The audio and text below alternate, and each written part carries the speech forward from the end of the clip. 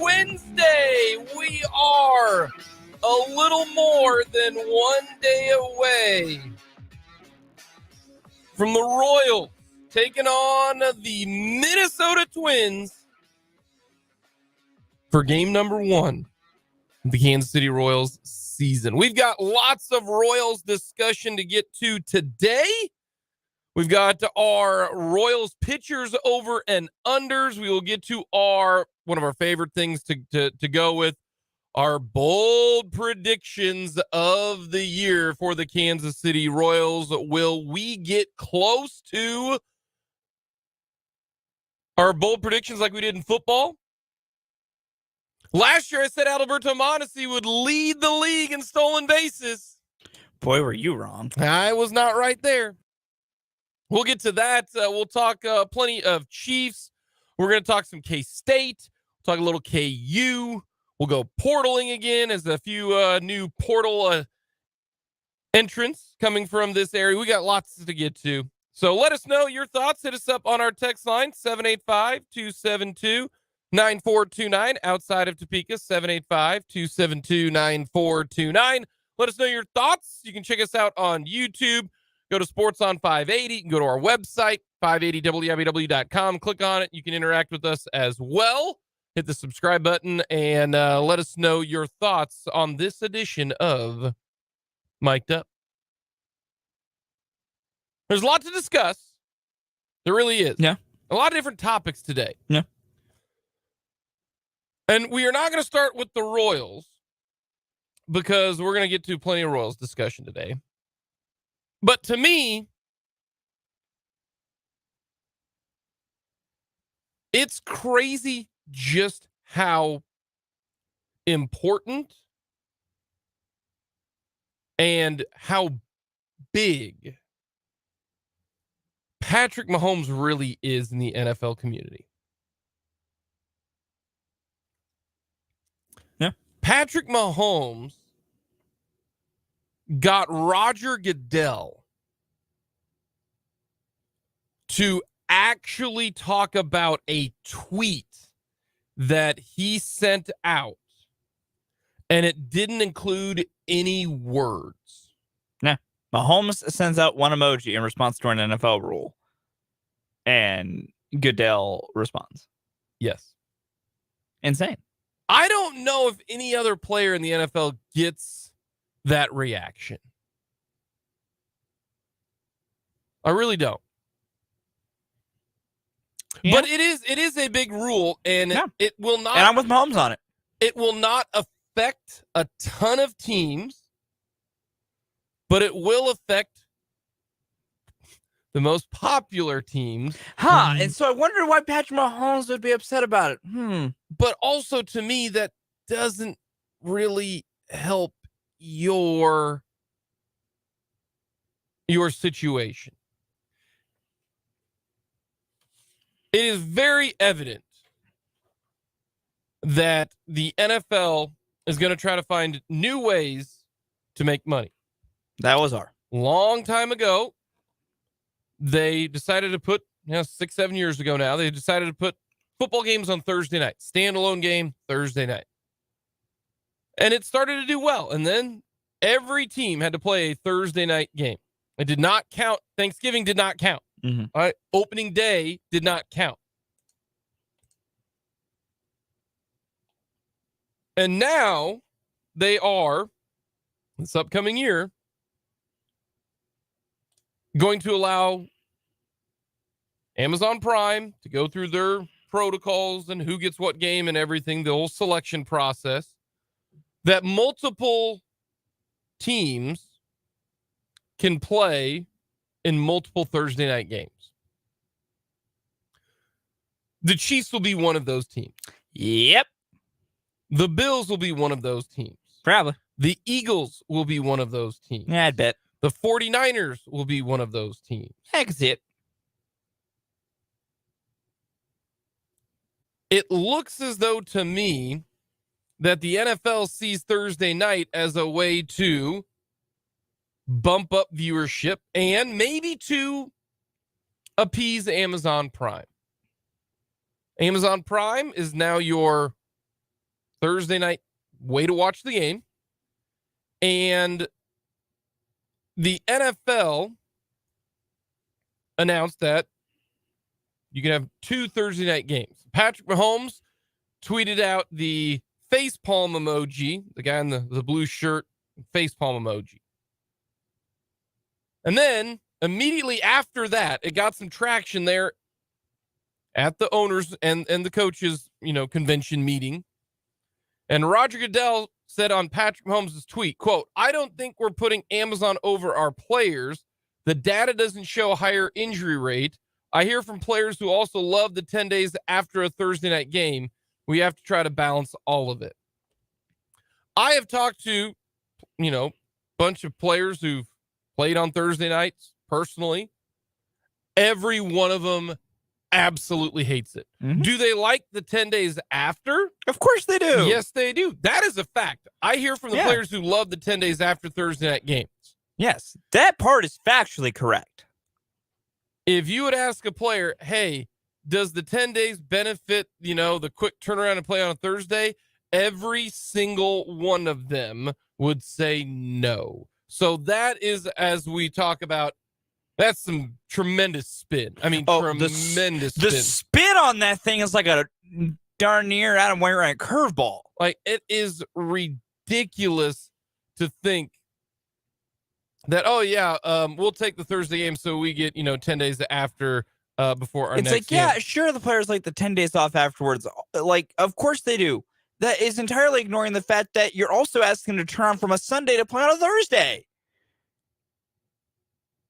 They probably hate the 3 days they only get off beforehand. And this goes to show you, if you are the fan, the NFL cares only about, and the owners care only about one thing, and that is money. The almighty American dollar. They can say, oh, we care about player safety. See, look at us. We're protecting the players. No, the reason why you're doing that is not because of player safety. It's because you don't want the name players, specifically the quarterbacks, to miss any games, because you want the main players out there so that people will watch, so people will then buy the advertising, so people then will go buy the product. It is so simple to see every single thing that the NFL does. It has nothing to do with player safety. It's not, we care about, headhunting and concussion. No, you don't. You care about it, just like, the quarterback. And if you cared about player safety, you wouldn't have Thursday night games. That wouldn't even be a thing. The NFL cares about player safety all the way up until it butts into profits. And for those saying, Jake, they're worried about the future. No, they're not. The only reason that they're worried about concussions has nothing to do with player safety. It has everything to do with lawsuits and potential dollars that they will lose. It has nothing to do with that. Not once in my entire life following the NFL did I think, yes, they're looking for the good of the player. They are not. It all goes back to, injuries keep stars out. Otherwise, what does it matter if you land at the feet of the quarterback? How does that factor into anything player safety? It doesn't. It factors in that you can get injured. The Tom Brady rule, or the Bernard Pollard rule if you want. Like that's a rule because, one of the star players tore his knee, missed a year, and that probably cost the Patriots a whole bunch of money. That's all that this entails. And the fact that they thought about flexing Thursday night football just goes to show you that's going to happen, not this year, but it will next year. Like, it is going to happen, which flexing Thursday night football sucks on so many different levels. I'm glad they're not doing it right now, and hopefully there is enough steam that it doesn't happen, but we know that's not going to happen. You want to know why? Because every single thing that generates money for the NFL eventually comes to fruition. and all the players like, no, we don't want 17 games. No, we don't want 17 games. No, we don't want 17 games. What happened? 17 games. No, we don't want Thursday night football. No, we don't want Thursday night football. Change Thursday night football. No, we're keeping it, and you're going to potentially play more, which makes no sense because the best teams are going to be playing twice on Thursday. You ready for this? The Kansas City Chiefs are going to play 3 Thursday night games. They're going to play the opening game of the season, and then they're going to play 2 more Thursday night games. The amount of people who don't like to go to Thursday night football games are plenty, and then you're going to potentially flex them. What if you got plans for a Sunday game at Arrowhead and then they flex it to Thursday? At least on Sunday, if they're going to flex it, just changing the time of day, and you're only changing it one time slot. You can't go noon to 7 p.m. You can't do that. It's either noon to 3 or you go 3 to 7. You can't jump 2 steps. You know what I mean? Yeah. No, this is so frustrating, but you, me, it doesn't matter. We're still going to watch, and that's why the NFL knows that we're still going to watch. And it's hysterical that they think, oh, yeah, it's not a big deal, not a big deal. That's just, it is mind-blowing until the fan realizes. And that is why every single player, if they want to fight and claw and get whatever they can, I am so for it for the player. The thing is, one, I'm still baffled with the tremendous spin zone from Roger Goodell. Be like, oh, they love their 10 days off afterwards. Yeah, you ask them also what they hate, and I don't like, only having 3 days off between games. Because, Travis Kelce, that was one of the great things with the New Heights podcast. He talked about it. He equates it to, they're going through car crashes every Sunday on that field. All right, cool. You get 3 days off from that car crash. Go get another one. Like, that is brutal on a physical sense. The 10 days off does not make up for that. And it shows that the NFL doesn't really take their voice into account. Because if they did, they would have been like, hey, what do you guys think about doing this? And the players would go, absolutely hell no, let's not do this. And then the NFL could go, all right, we listen to you. We want to be nice to you. Okay, we get it. It's weird that, Major League Baseball is better at listening to players as of late than the NFL, considering one is usually a much better run company. But that's a switch. The NFL just does not listen to what their players want. And the thing is, for the players, if this is a thing they truly dislike, the new generation of players, because we're changing a guard right now, they need to be better about using their collective bargaining power. But that won't happen for another 9 years. I know, because they screwed it up so bad before. 9 years. The way the NFL players will start getting what they want, if they truly do, is they need to get together and have collective action. That's what they need to do. And I don't know if the new guard with the new quarterbacks and the new faces of the league, guys like Mahomes, are going to want to ruffle enough feathers to be like, no, we don't want, would they create enough pushback to create their own change? They can try. They really can. Because as much as the owners are their own thing and, they have all this control, at the end of the day, the players are what makes everything happen. I am fascinated to see if there could generate enough pushback at multiple Thursday night games in a season that a team has to play. Will it finally give the players the kick in the pants they need to be like, all right, we need to start getting together and get some of this crap to get knocked off, to, try to, make it to where we're not, getting destroyed every season, putting ourselves through all of this without getting any say. I don't know if that'll happen. This is another one of those things, and seeing Mahomes react so openly to it makes me think there's a chance that the players might start actually realizing what they need to do going forward. Because, the NFL will never, I don't know if they'll ever go through another long lockout ever again. The thing is, the players want to change. That's what they need to do. Because we talk about how, we'll all watch product. You know how quickly fans would turn on NFL, would have the ability to start potentially turning on the NFL owners if the players were like, no, we're just not going to play now. I don't know. And I don't know if that would have the public turn, but it'd make the owners listen. Because they can do a lot of things to make sure their money stays in while dealing with disgruntled players. If you take away their ability to put on games, there ain't no replacement players for the NFL. No.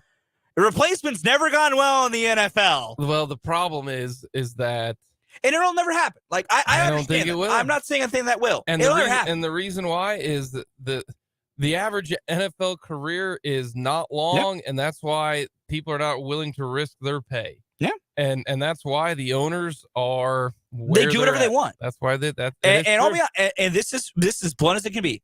Patrick Mahomes, if you really hate having to play multiple Thursday night games and all the extra games you have to play, get your ducks in a row with your other players and go make some change. It won't happen for another 9 years, so it doesn't really matter. There are ways you can try and do things before the CBA expires. There is, but I understand. Odds that I just find it. I mean, our quarterback, the quarterback of the Kansas City Chiefs, is that important? It has that much sway. Is that when he tweets something out that's just an emoji, the commissioner responds. And no, the commissioner responded because a media member said, by the way, the face of the league right now seems not to like what you did. This is not a good idea. And Mahomes should realize he has that kind of a sway. And if you don't like it, Mahomes, you have the power to actually try and change it. You truly do. Who does anybody else have that power like in baseball? If somebody tweets out something, well, no, but that's because baseball's broken from a marketing and media poll standpoint. But that's my point. That's my point. Well, they don't. If the media coverage if the media power was similar, like Mike Trout could do that, and Mike Trout's not the face of Major League Baseball. Well, Shohei Ohtani. Let's go with Shohei Ohtani. Is he the face of baseball? Like Mahomes? Globally, yes. Globally, okay. Globally, Shohei. There was just. I know we're going to need to get to a break here soon. Shohei Ohtani is like hand over fist going to make more money from media endorsements than any other player in the league ever has. Okay, I believe that. He's going to make more money in global endorsements from the U.S. and nationally than he will make in a salary. I mean, was it on the World Baseball Classic on the American broadcast? There was Japanese signs behind the plate. Yes, that's Shohei Ohtani this season will make more in endorsements than his salary. Like for football, it's Mahomes. Yeah. For basketball, it's still LeBron. Yeah. It's LeBron. And there's even a few others you can still put as like big faces that everyone knows. Oh, yeah. Yeah. Baseball's a marketing problem. I've said that for forever. They have a marketing problem. Well, lots to get to today. Coming up next, we are going to get to another departure from one of the schools here in the state. We'll go to the portal coming up next.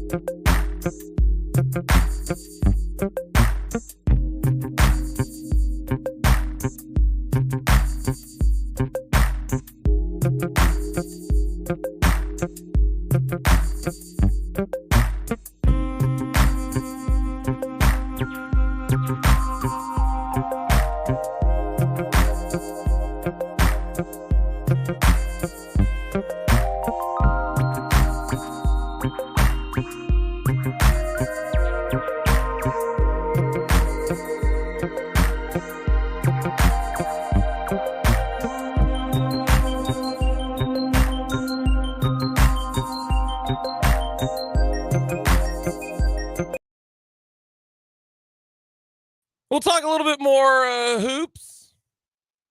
We'll get to our Royals bold predictions.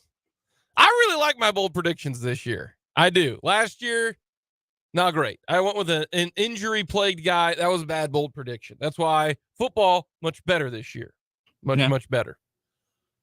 We'll get to our bold predictions coming up. Everyone loves the list. ESPN tweeted out about Disney original movies. I don't know if they still make Disney original movies. I think they do, but we're going to go with our top Disney original movies. Man, except for Jake's, all four to be their sports movies. No. I'm now intrigued. No. We got a lot to get to there. Kels Robinette will join us as well. Fulton, another Jayhawk is leaving and going to the portal.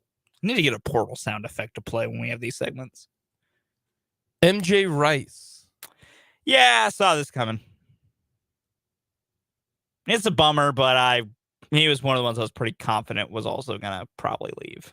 They're like going like full K-State here. They're gonna have more portal guys than they will. It's gonna be interesting because you obviously got the 4 freshmen coming in this year, but 4 freshmen, 3 returners, 4 returners because Zuby's still there, and Cuff, so that's actually 5 returners. So as of now, you would have 4 transfers probably coming in to get to 13. They're losing Clements, Martin, Rice, Yesufu, Pettiford. We're at 5 right now. Clements, Martin, Yesufu, Pettiford, Rice. That's so many. Yeah. Wow. Yeah. Okay, you're gonna look a lot different. And they're probably gonna lose one more. Who? Kyle Cuff. You think Cuff's gonna go? I feel pretty confident Kyle Cuff's gonna hit the portal there soon. We'll get to some more basketball chatter, and we'll talk hanging in the rafters.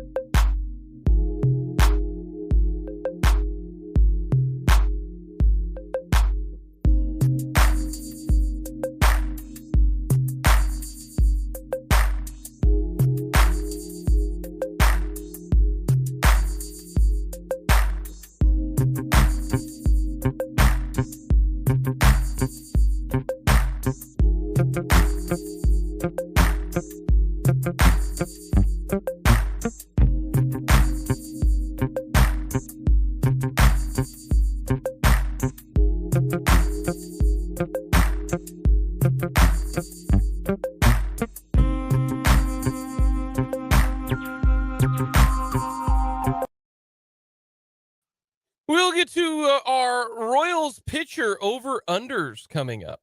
That's right. Our hitters were yesterday. Fulton had a lot of overs, so I'm expecting a lot of unders today. We'll see. We'll see. We'll see. See. Okay.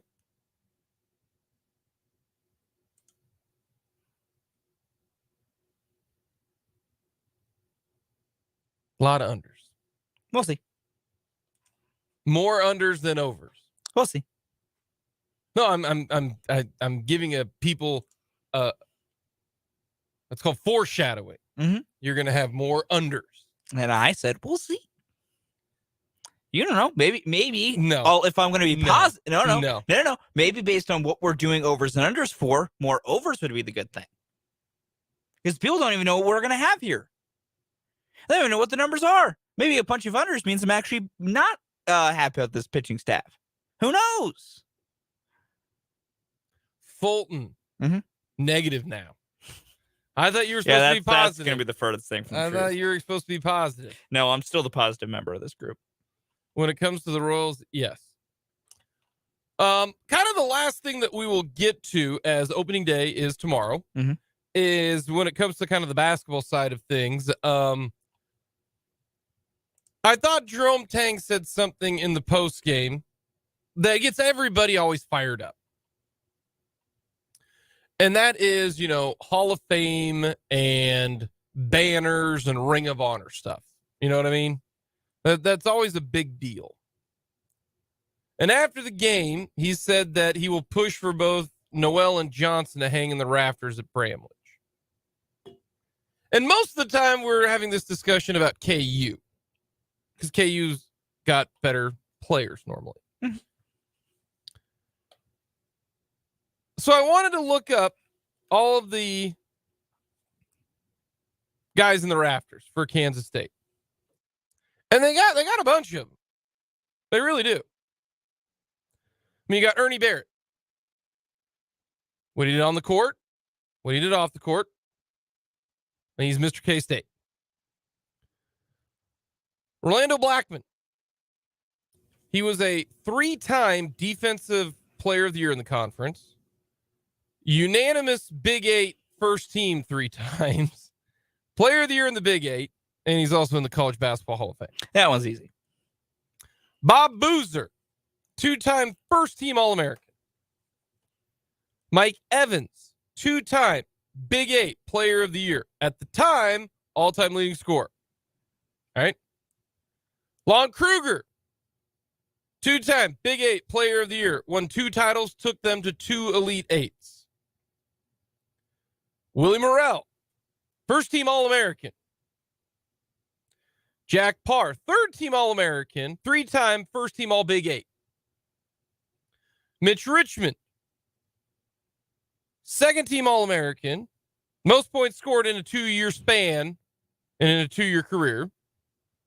And then you got Chucky Williams, second-team All-American.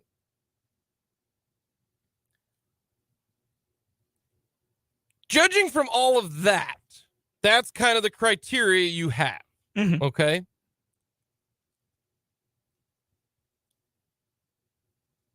Keontae Johnson doesn't fit any of those. No, he's just a third-team All-American. Third-team All-American. Williams, Richmond, Parr, Willie Morrell, Lon Kruger. Now, was not, but he was the Player of the Year in the conference not once, but twice. And he led his team to 2 Elite Eights. So that kind of factors in there. Yeah. Dick Nossman, 2-time All-American. Yeah. Mike Evans, okay, 2-time Big 8 Player of the Year. Also, at the time, the all-time leading scorer. So he wasn't, the All-American, but if you're Big 8 Player of the Year 2 times, that's pretty important. That's pretty impressive.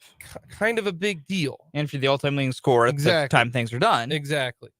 So, Keontae's saying is he's third-team All-American, and he was first-team All-Big 12. And he was a 1-year player. Yeah. Okay. That matters, too. 2-year players. Okay, guys like Willie Morrell and Mitch Richmond. Okay, Willie Morrell, first-team All-American. Mitch Richmond, second-team All-American. Most points scored in a 2-year career.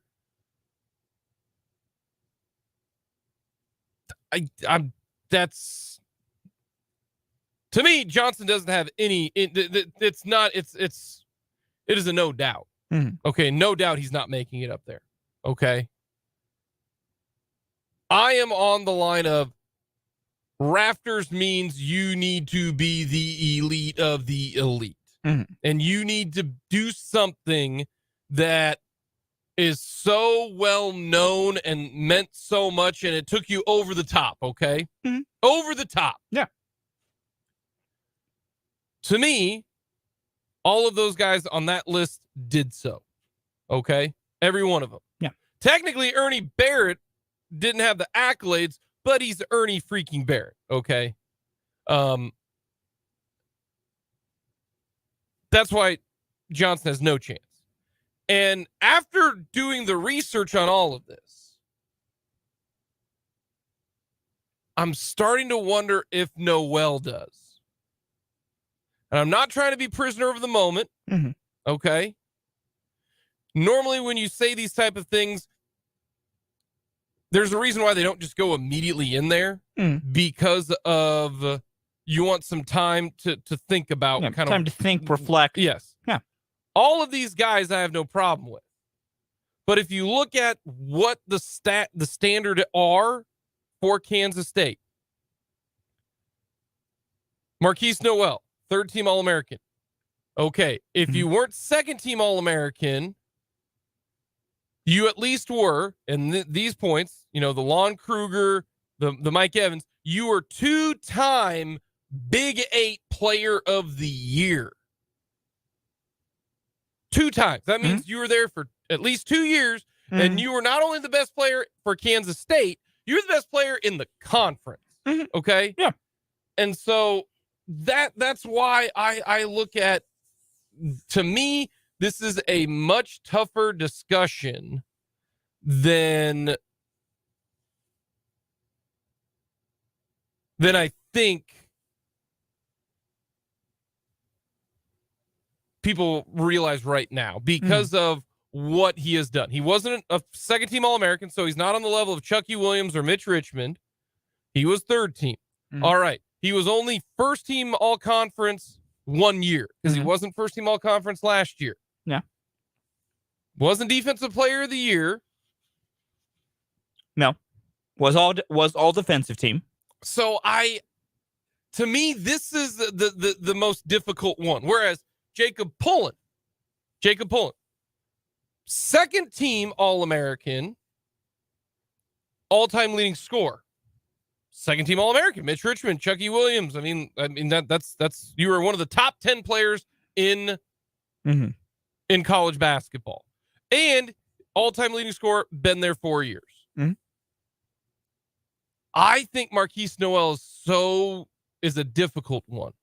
When I look at, well, what would separate him? That's why I said Friday. If K-State goes to the Final Four, Marquise Nowell is hanging in the rafters. And the reason why is he was the guy who led you to the Final Four for the first time since 64 and the first time in the big bracket. That's what separates him. He was player of the region, record for assists. That I'm not saying yes right now, put him up there. I'm not saying no right now because I do think it's a little bit too quick to determine. But I can tell you without a shadow of a doubt, the answer is, should they go up there? If you have to think about it, the answer is no. Now, some people are like, well, the whole goal is to honor the past and honor the best players. And I agree with that. But I also think that it should be distinguished. It's not the, Hall of Really Good. Like the fact that guys like Harold Baines and Fred McGriff are in the Hall of Fame. Like, that bothers me. Like, I like Scott Rowland. I do. Mm-hmm. I don't think Scott Rowland is Hall of Fame. Mm-hmm. I don't. I think it should be hard to get in there. And that's why I think, and to me, even more so than, a lot of people think Michael Beasley should be up there. Mm-hmm. Hot take. I don't. You were there for 1 year. You were an All-American. You were tremendous. I don't think he should be up there. And a lot of people are going to be like, whoa, Jake, he was first team All-American. He was up there player of the year. You're right. He played 34 games. That gets you in the rafters. Well, Mitch Richmond only played 2 years. Yes, a whole nother year. Mm-hmm. Like that to me, like will, and I'll liken this to the KU side of things. Should Joel Embiid go in the rafters? Should Andrew Wiggins go in the rafters at Allen Fieldhouse? I don't think so. They were there for 1 year, and that's okay that they were. Yeah, there's nothing wrong with being at a school for a year. I just think one year just doesn't seem enough to me to be among the honored as one of the greatest in your school's history. Yeah, it's a difficult conversation, and rafters conversations are always difficult conversations. I'm kind of with you on Keontae Johnson. I love Keontae. His story was great, and everything he did was great. There weren't enough accolades in the 1 year to, I think, set himself apart. Because, like, Keontae was great, and he was a great part of the story. He wasn't the headliner. No. He was the Robin to the Batman. Like, and if you're the Robin to the Batman for your 1 year, I think that edges you out. Marquise Nowell is a fascinating case for me, for what K-State should do.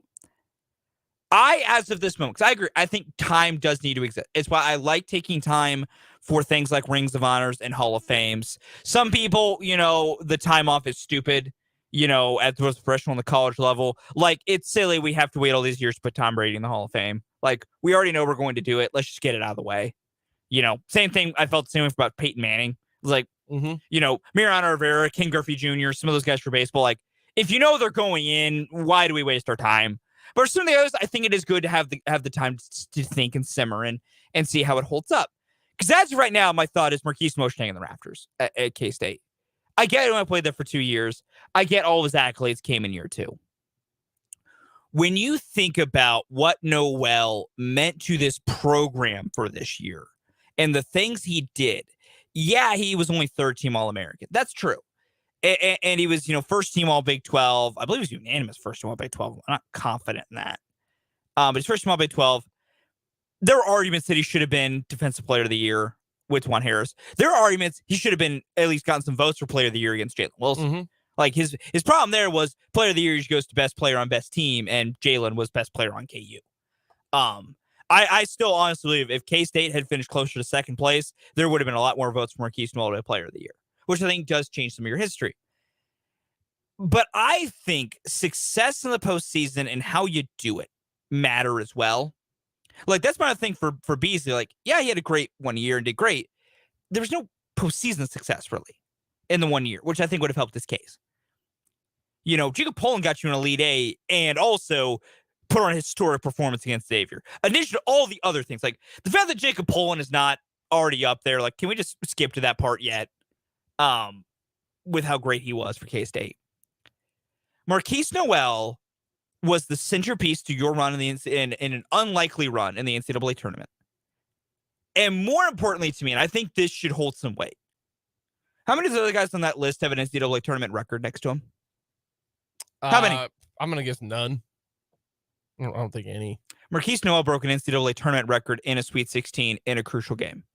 It wasn't like Marquise Nowell did what he did against Montana State. It's not like Marquise Nowell did what he did against Howard. It's not like Marquise Nowell did what he did, against some kind of 15-14 seed. Mm-hmm. Marquise Nowell not only set an NCAA tournament record, a record that had stood since the 80s. Actually, I think it was 1990. I think I'm off by a year there. But a record that had been seen for 30-plus years. He broke it in a Sweet 16 game against a very good opponent in an overtime game to send this team to the Elite Eight. Their age might change my opinion on this as of now. So that's why, again, I agree. Waiting is important, I think, with Nowell. But the fact of the matter is, I get, like, accolades and what you did matters. Mm-hmm. We got to give some good weight to the fact that man has an NCAA tournament record. He has done something in the grandest stage of them all. Like, postseason success is important and should be weighted. Like, you should get a lot of weight for what you do in those moments. In addition to other things as well. I'm not saying you should be incredibly overbalanced. The fact of the matter is that guy's an NCAA tournament record. Like, Marquise Nowell will be in the history books for college basketball. Be damned whether he's in K-State's rafters or not. Because he had 19 assists, a feat that not a single other individual in the history of this game had done in the NCAA tournament. I think that matters personally. The best comparison to me, it comes down to what Mitch Richmond and Willie Morrell did for Kansas State because they were 2-year players, okay? Yeah. Willie Morrell was a first-team All-American. That usually gets you consideration for raftership in any program. And he was great for 2 consecutive years. I mean, he was really, really good. And then Mitch Richmond was second-team All-American. Yeah. For a 2-year career, those are the 2 you have to point with. Is he on the same level as those 2 guys? If you think, and my personal vote is yes. If you think he is, then yeah, you throw him off there. Then you are a put the number 1 up there, and he is your guy, plain and simple. That's who I think K-State fans have to look at right now, and whoever is in charge of that, And does it matter where you're at? I think so too, because it's how great were you for your program? Yeah, and to me, for like KU, the bar for KU is higher. It's really not. It should not. Be. It should be. It should be. Let me change the answer. It should be higher. It should be higher because of the guys and the level of the program that you've been. Yes. Now, we also have a text in for the 980 that also brings up a good point. Most sustaining player of the East region, and his team didn't win the region. Correct. No, there's a lot of factors. And he's only the third guy to do that. Yeah. That's a good point. Well, not the third guy. Third guy since 2000. Third guy since 2000. It's happened which still matters. Like, modern era of basketball, still a good little indicator there. For KU's aspect of it, if you are, to me, for KU to hang in the rafters, I think you need to do more than just be, and this is crazy to say, right?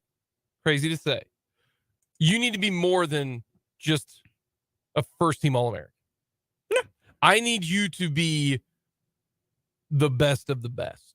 That's a fair criterion. The absolute best of the best. We are talking player of the year, multiple All-Americans, that type of thing. I get your point. That should happen. And if it would be the case, the Raptors at KU would be about a third of what it is. And maybe that's what it should be, because Raptors are supposed to be for the elite of the elite. Hall of Famers, Hall of Famers, you get into the KU Hall of Fame, you get into, that's an award. Yeah. But if you're hanging there in the rafters, that means you're the elite of the Hall of Famers. Yeah. So I don't know. Maybe one of these days I'll look at KU's list of guys and go, all right, is so-and-so the same level as, somebody else, and looking at their numbers and looking at all of them. You know what I mean? Like Jalen Wilson had one excellent year at KU. First team All-American, right? Yeah, first team All-American, unanimous Big 12 player of the year, right? Yeah. First team Big 12. Awesome for 1 year. Yeah. Is he on the same level as Sharon Collins? Yeah. As Rafe LaFrentz? I get the idea. You see what I'm saying? I entirely get the idea. And this is my other thing to it as well, is I think eras matter, because I don't think all accolades are equal in all eras. That's my same debate of greatest of all time arguments in every sport. They're impossible to have, because as eras change, standards for greatness in an era entirely change. So I think that's the difficulty as well here. I do want to say here, because I know we're kind of near the tail end of the hour, there's some K-State news that just dropped. We're talking about it. Ish Massoud has entered the transfer portal as a graduate transfer. Now, we thought that might happen. And Ish is going to graduate this spring. He probably, I assume, in May, Ish will graduate from Kansas State. And Ish has announced per his Twitter page that he's going to enter the transfer portal as a graduate transfer. Very thankful of his time at K-State. Not really surprising, but kind of at the same time. It's that bummer that you kind of saw coming, but you were hoping you're wrong with Ish. Because, it would have been great to have Ish around yet again, but he has 1 year of eligibility left. Maybe he wants to go finish somewhere he can be a starter again. K-State's going to bring in some different guys with a different influx. Probably, Jerome was probably very frank about, not a guarantee his role would be the same. I get it. You have 1 year left. Go do what you want to do. And I bet Ish goes back down to the mid-major level, I think, and goes somewhere he can be a starter, because he wants to start and play a bunch more basketball at the end of his career, which is fair and totally fine. Yeah. So, but best of luck to Ish Massoud. We got a lot more to get to. We'll get to our MLB predictions and our Royals bold predictions. We'll also talk with Kels Robinette on all things K-State. A lot more to get to on this edition of Mic'd Up.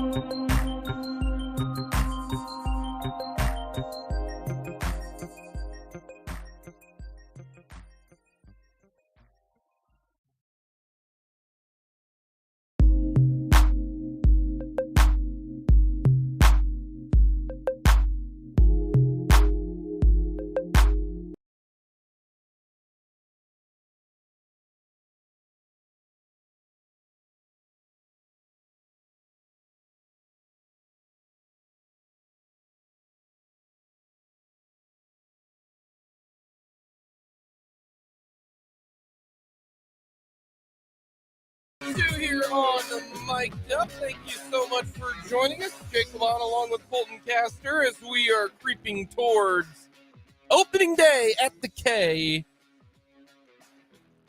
tomorrow. John Sherman did hold a press conference today earlier this morning.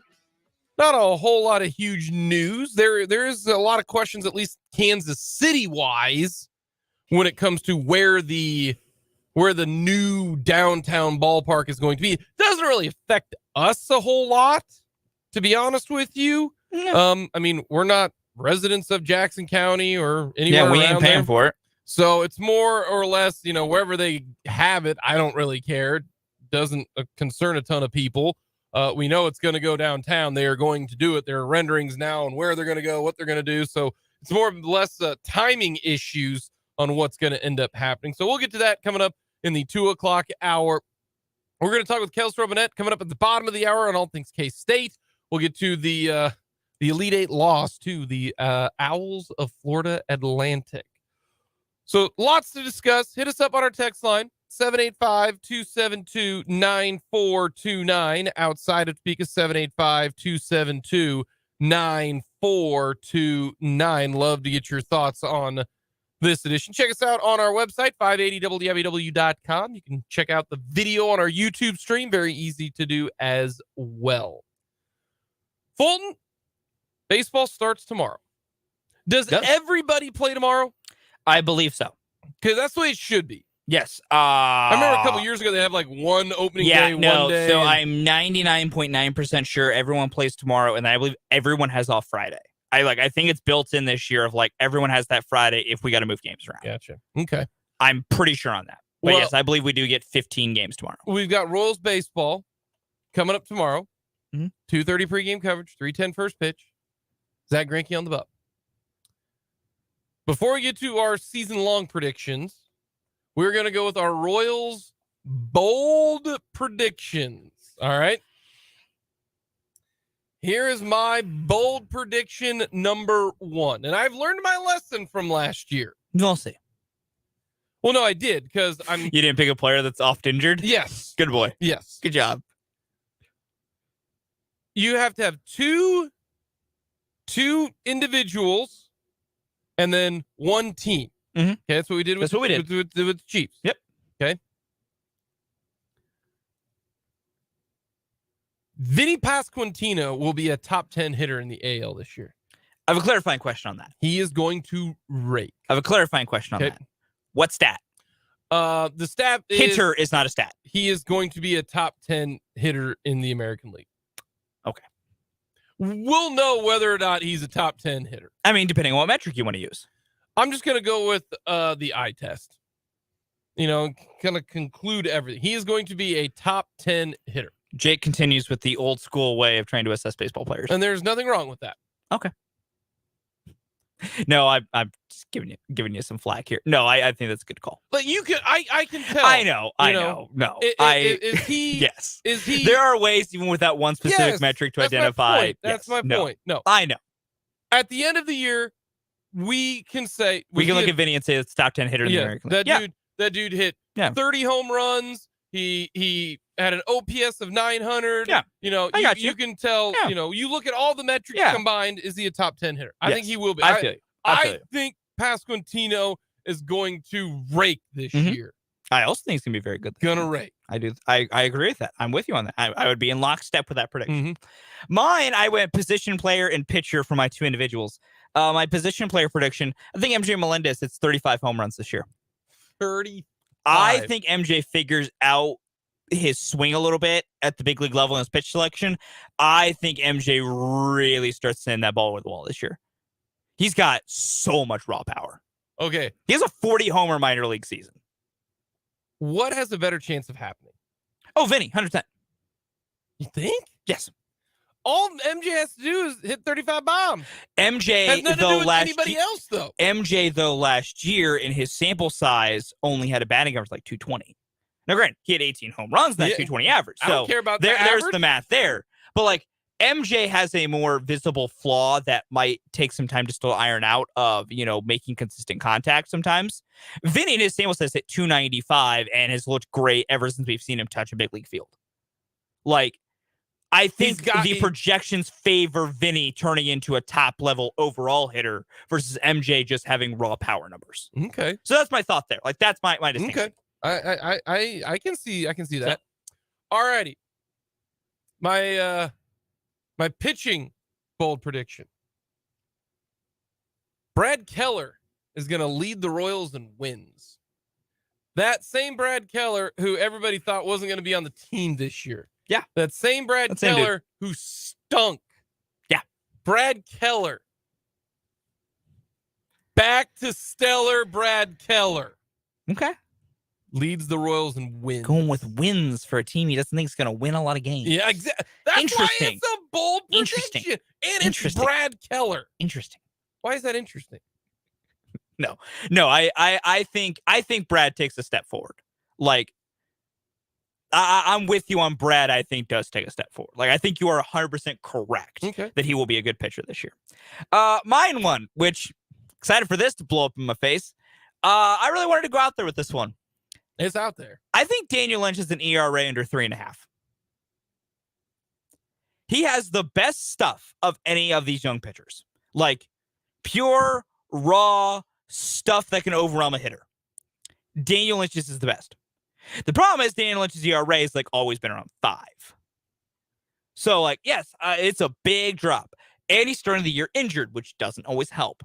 I really think when Dan comes off the injured list and is going to join the rotation, I think he takes off running. I really think so. When we say 3.50, yes. Is there any? And I'm not trying to pull a Fulton here and be like, what stat are we doing? No, I give you the stat. I literally gave it the stat and the number. No, but I'm going to pull a Fulton. Okay. Or does it matter on innings? Like, I don't care if it does. Like, if he pitches 10 innings and's got a 2.20 ERA, he needs to like actually be a consistent starter. Like, if he has a 3.0, but he made 2 starts before being hurt the rest of the year, that doesn't count. So that does not count. We need 15 starts? Yeah, I'd go 15. 15's the number I'd go with. Because you gotta make 15 starts. If you do 28 starts, that's essentially a season. Okay. Yeah, like the injury doesn't help, but I don't think it's serious enough that he's going to be out of the rotation long. Like, let's say he rejoins the rotation in May, like Brady Singer did. Brady still made like 28 starts last year. 24. I think 15's the number because that accounts for some injury things, setting it back a bit. He needs to make about 50. Yeah. If he can have about 3.5, under a 3.5 and 15 starts, then I will call my prediction success. Okay. Now, if we're like at 14 starts, I may start lobbying that we got close enough. But 15 is the ballpark we need to be in. So in that case, because I don't want you to Fulton me,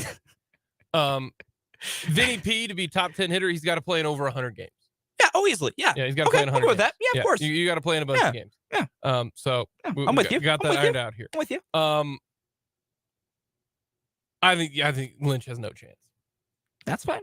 Like, that's bold. That's what I'm saying. Like, that's bold, man. I think if any young pitcher takes a step forward this year, Lynch is one of the 2 I'd put my cart behind. Our good friend Craig Brown thinks Chris Bubich. He's the other guy I put my cart behind. Well, which I know sounds psychotic, but I think if one of the two guys most likely to take a step forward are Lynch and Bubich. Which I will again note is insane to say. Alrighty. My team prediction. This is a fun one that I like. I actually really like this. The Royals are going to get 2 All-Stars this year. 2. Not 1. 2. They had 2 last year. So, did they have 2 last year? No. I think Sal was too hurt to make it. I don't think he was one of the catchers. No, he wasn't. No, he wasn't. No. Oh, fascinating. No, I think it was just Witt. At least I thought Witt was there. I could really be spacing out right now. No, last year was Andrew Benintendi. Oh, it was Benny. Wasn't Scott Barlow part of it, or am I wrong on that too? Was it just Benny? Was it really just Benny? My memory's real bad right now. Just Benny. Oh, yeah. Wow. Okay, fair. Who do you think the 2 are? You're not tied to this. I just want to know what you're real quick. Benny was in 2022. Mm-hmm. You had 2 in 2021. That was Sal and Witt. Yes. There was no 2020. Yeah. 2019 was Witt. Mm-hmm. And then 18 was Salvi. Mm-hmm. 17 was Jason Vargas, Salvador Perez, and Mike Moustakas. Jason Vargas was an all-star. Let's remember that happened. He was so good. He was. The man was throwing 86 and people couldn't touch it. 2016, Wonderful. You had Herrera, Davis, Hosmer, Perez. Yeah. That's when we're starting to get to the large contingents here. Yeah.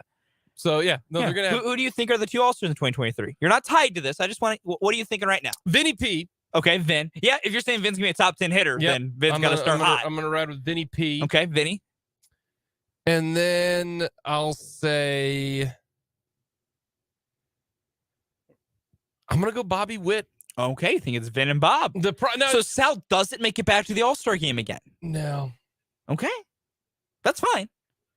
I'm like, also people don't judge me here. I'm not insulting. I'm just interested. Yeah, see, I don't know if I hope Sal's back, but like his over-under 28.5 home runs, I'm taking the under on that. Yeah, and that's fair. That's a lot. His injury history, his age. No, that's all fair. That's all very fair. No. Yep. My bold prediction, which is in line with my boldness, but this also accounts less partly, I think the Royals overachieve. The other part is I think 2 of the teams in this division are going to be like doghouse bad. Royals are going to finish 3rd in the American League Central. Is that really a bold prediction though? Because that the other 2 teams are if you look at any other large prediction, the Royals are projected to finish 5th or 4th among everybody. They are projected to be one of the worst. Even if you take into account that I think the Tigers and White Sox are going to be bad, other people don't agree. Okay. Like, they kind of agree with me that Detroit's going to be real bad. No one agrees the White Sox are going to be horrendous. So Fangraphs has the Royals winning 72 games. This is why I like Fangraphs. And they're finishing 4th behind the White Sox 79. Is 7 games like if you would have said they're going to finish 2nd, I think that's bold. I think I don't know if they finished perennially in 4th or 5th for years now. Like, they haven't been third. Like, that's the other part of this. They haven't been third in forever. Like, when were they last third? Like 2017? 2018? Not 2018. That was the 100 loss year. So 17? Oh yeah, 17. They because they've been 4th or 5th like for the past 5 years. Since 18, I think they've always been 4th or 5th. They have been, unless there's a third I'm missing, which would have been 2020. So they were 5th last year, 4th in 21, 4th in 20, and then 5th and 5th. 4th in 2019. Who was worse than them in 2019? Detroit? Yeah, Detroit. Oh, God, they were bad. I think so. I'm just looking at the Royals finish here. And then 2018, they were 5th. Yeah. And then 2017, they were 3rd. That's my point. Like, they haven't even been... That is kind of bold. Like... All right, I'll let it go. They're over under 69.5. Everyone besides me in this building is picking under on wins. Like, I haven't given my prediction yet. I assume you're taking under on wins. I haven't waffling on that one yet. I think if the Royals finish 3rd, everyone would go, wow, the Royals fit. I think fans and the national consciousness would go, wow, the Royals finished 3rd. That's really impressive, which is the bold part of it. Because it also does require me to be correct on the Tigers and White Sox, which I really think I am. I think they're going to be bad. Alrighty, let's go real quick. We're going to run through our predictions. Alrighty, in the East, I got New York. I got the Yankees. Central, I got Minnesota. Right there with you. West, I got Houston. Right there with you. Hate it. I do too, but wild card, one, I got Toronto. Okay. I have Seattle. I got Seattle as my wild card too. I have Toronto as my 2. We just flip-flopped. And then I got Mr. Can't Get It Done in the clutch. I've got the Angels back in the playoffs, baby. Shohei and Mike Trout. What's fun is Jake and I both have a really kind of wild third wild card. I don't have the Angels. I have the Baltimore Orioles. I really like what the Orioles have done. I think they sneak into the playoffs this year. In the NL, I've got Atlanta in the East. I have Philadelphia. I've got St. Louis in the Central. I have Milwaukee. And I got the Dodgers out west. I have San Diego. Really? Mm-hmm. Okay. Dodgers taking a step back this year. To what, 104 wins? Like 95. Okay. In wild card 1, I got the Mets. I have Atlanta. Wild card 2, I've got the Padres. I have the Dodgers. And then I got Philly. And I have St. Louis. So, my World Series, Atlanta. Okay. That's not the part I'm questioning here. Over the Angels. That's the part I'm questioning.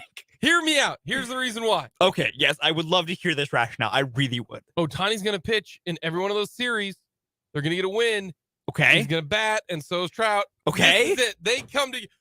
Can their other pitchers be good? It's coming full circle. Can the rest of their offense not be garbage? Full circle. We're going to talk about Ohtani versus Trout in the WBC. And then Ohtani and Trout trying to... Yeah. Listen, I want to be clear, Jake. I'm giving you some flack here for this one. I hope you're right. I would love them to be in the playoffs. There's nothing I've seen of the Angels that makes me believe they can actually make the playoffs again. But it'd be nice. My World Series, I have the Philadelphia Phillies going back to the World Series, and this time winning it and getting it done over the Seattle Mariners. I have them making the World Series. I love what Seattle's done this offseason, and I love that Seattle pitching rotation. I probably shouldn't as much as I do. I love that rotation Philly for Seattle. making the playoffs. They're bums. I mean, you have Philly as your third wildcard team. You have them making the playoffs. Oh, I do? Yes, they're quite literally your third wildcard team. Okay, then they're all right. They're okay. They're quite literally your third wildcard team. My AL MVP is Shohei Ohtani. Shohei gets his MVP back as he rightfully should. What do you mean, right? What, he should have got it last year? Yes. Even Aaron Judge 62 home runs. Shohei Ohtani is an all-star at 2 positions. He adds more value to any team than any player in this league. I think you can't go wrong with either one of them. I mean, I'm not also complaining about Judge. He hit 62 home runs. Did he get the Triple Crown? No. He didn't get that? I Nope. thought he got that. Nope. My Didn't Cy get Young batting winner average. is Alex Manoah. Alec Manoah. Yeah, I like that guy. Alec Manoah. No, that's a fun one. I thought about taking that, but I wanted to be a little different to add some spice here. I got Logan Gilbert of the Mariners winning American League Cy Young. He's young, and I really like him. All right. I'm going to stay high on him. All right. We'll see how good we are. I will just add for my own predictions. Jake did not pick a National League MVP and Cy Young, which is fine. I have Trey Turner as the National League MVP and Aaron Nola as the National League Cy Young. No one cares about the National League. I mean, baseball fans, for the most part. Not really. Coming up next, it is Everyone Loves the List, our favorite Disney original movies.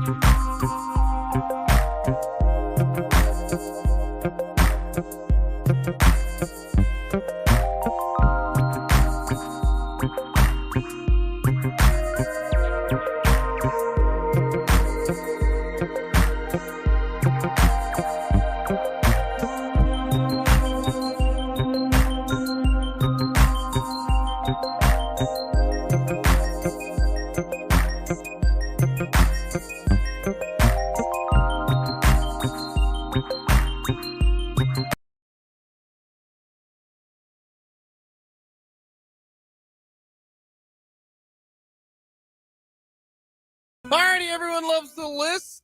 They're still pumping them out right now, but they are the Disney Channel original movies. All right. There's some bangers in my childhood. Fantastic bangers. Movies. Absolutely fantastic movies. In fact, I watched one of these the other day.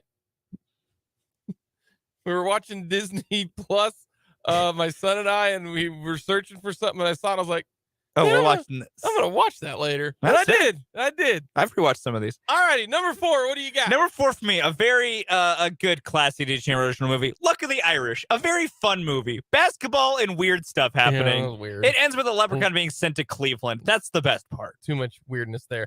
The Even Stevens movie. Yeah, that's a good one. Or they ended up being on a reality show. They didn't realize it. The Even Stevens movie. Number 3 for me, a very classic Smart House. Number 3 for me is Smart House. It's a good movie. It was Smart a good House. movie growing up. I enjoyed Smart it. House was a good one. It was a very good at one. the very end, and yeah, that was a good one. It was very nice. I like Smart House. Number 2 for me, the absolute legend that is Johnny Tsunami. The legend, the king. my number 2, and 2 and 1 are very difficult. Okay. Number 2, I am on Team Pup and Suds. Excuse me? Team Pup and Suds. The movie Brink. Loved the rollerblading movie Brink. Soul Skaters, baby. Yeah. And Val. Yeah. Man, what a jerk. Yeah. What a jerk. Yeah. Brink, number 2. Oh, that's fun. Number 1 for me, it was like, I liked it because in the past I found it funny. Now I'm like, man, they actually made a movie that scared me as a kid. Don't Look Under the Bed's a good movie. That was enjoyable. Yeah. That was a weird trip, but a good time. Number 1, and I just watched it 3 days ago. Are you an urchin or are you a sky? And technically, I would be a sky because I've never been snowboarding. It is Johnny Tsunami, man. God, Johnny Tsunami is such a good movie. Johnny Tsunami was a fantastic. Hey, I'll tell you what. Legend. No, it holds up. Yeah, it does. It I haven't watched it in still a while. holds up today. Good. I'm glad. I'm glad to hear that. Holds up today, Johnny Tsunami. I couldn't handle if Johnny Tsunami didn't hold up. Fantastic. Coming up next, we're going to hear from Kels Robinette of the Star and the Wichita Eagle.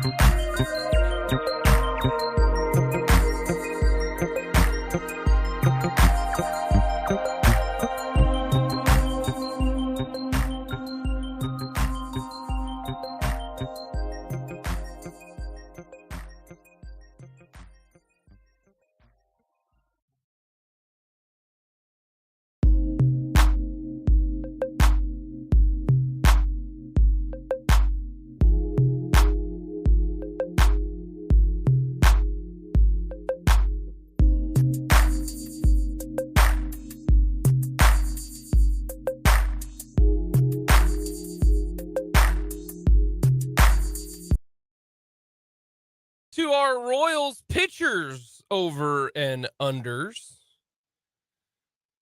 If Fulton Caster thinks that Daniel Lynch is going to throw a 3.50 ERA, then I am pumped what the line is going to be for Brady Singer's ERA for the year. I mean, are we getting in Pedro territory? Calm down there, Chief. MJ Melendez, 35 home runs. I mean, what's Bobby Witt going to go? Like 30. 40? 30 because MJ has more power than Bobby. We'll see. I mean, no, that's just literally true. We'll find out. That's quite literally true and how it's been through their entire minor league careers. Maybe not this year. I mean, sure, but I'm just telling you overall, that's always been the way it works. Maybe not. We will see what we're going to do with the pitchers over-unders coming up, as well as a little start, bench, and cut. But right now, we're going to talk all things K-State with Kellis Robinette of the Wichita Eagle and the Kansas City Star. You can follow him on Twitter at Kellis Robinette. Kellis, first thing we got to get to, MSG, a lot of fun, except for the final buzzer and the Cats fall to Florida Atlantic. Give me your big takeaway from the Elite Eight game against FAU. I mean, it's got to be just what could have been, right? If Keontae Johnson doesn't get in foul trouble, if Naquan Tomlin makes a layup here or there, if Jesse Sills makes a layup here or there, Kansas State is on its way to Houston right now instead of sitting at home with the season over. So just a very, very close game. Great run for Kansas State. I guess the biggest thing I'll look back on is just really that foul trouble from Keontae Johnson, because he scores 9 points in 18 minutes. If you project that out, he plays his normal 36 or 40. He's got 18 points. That's really the difference in the game. So it's kind of weird. The last two games Kansas State has lost in the NCAA tournament. We're talking about foul trouble, but here we are. That's kind of my main thing that I keep thinking about. When it comes to K-State, did you think they played the way that they've played the majority of this year? Like, it seems like they were not themselves in that game. No, I would agree. I think Florida Atlantic made them adjust the way they wanted to play as opposed to the other way around. And I think a lot of the reason for that was because they had a 7'1" center in the lane contesting a lot of shots. And throughout the rest of this tournament, teams did not have that. And they were very reliant on help defenders every time Marquise Nowell went into the lane. This time that wasn't the case. They dared him to shoot over the top of their bigs. So it made it a lot harder for him to just rack up 20 assists like he did against Michigan State. And I think that had a really big impact on the game. And then you add in that Keontae Johnson wasn't out there for half of it for Marquise to get the ball to and let him do things to complement him. Just kind of changed the way they ran on offense. And it was just an interesting game. It was different from their first three. And you would hope that once you get to that stage in the tournament, Jerome Tang is big on making other teams react to the way they play instead of vice versa. I'm sure that's what they were hoping to do, but it just kind of worked in reverse this time. And that's a reason why they're not playing anymore. After the game, someone asked in the press conference to Jerome Tang, what did FAU do to neutralize Keontae Johnson? And he said, well, he played 18 minutes. That is why he was neutralized. I kind of get to that is that, he kind of is talking about the officials there. It might not be. Maybe he's just simply saying, hey, the reason he was neutralized is he only played 18 minutes. To me, two of the fouls that Keontae had in that game were not smart fouls, and that's on the player. I'm not gonna argue with the official. The one that was the loose ball foul. I mean, he was in no position and then basically just took the guy's legs out. That's a foul. Everybody's gonna call that. In the end of the game, if you shove somebody to the ground, that's a foul. Like I guess I don't have any sympathy, for the foul issues for Keontae Johnson when, I mean, almost 50% of his fouls were not smart fouls.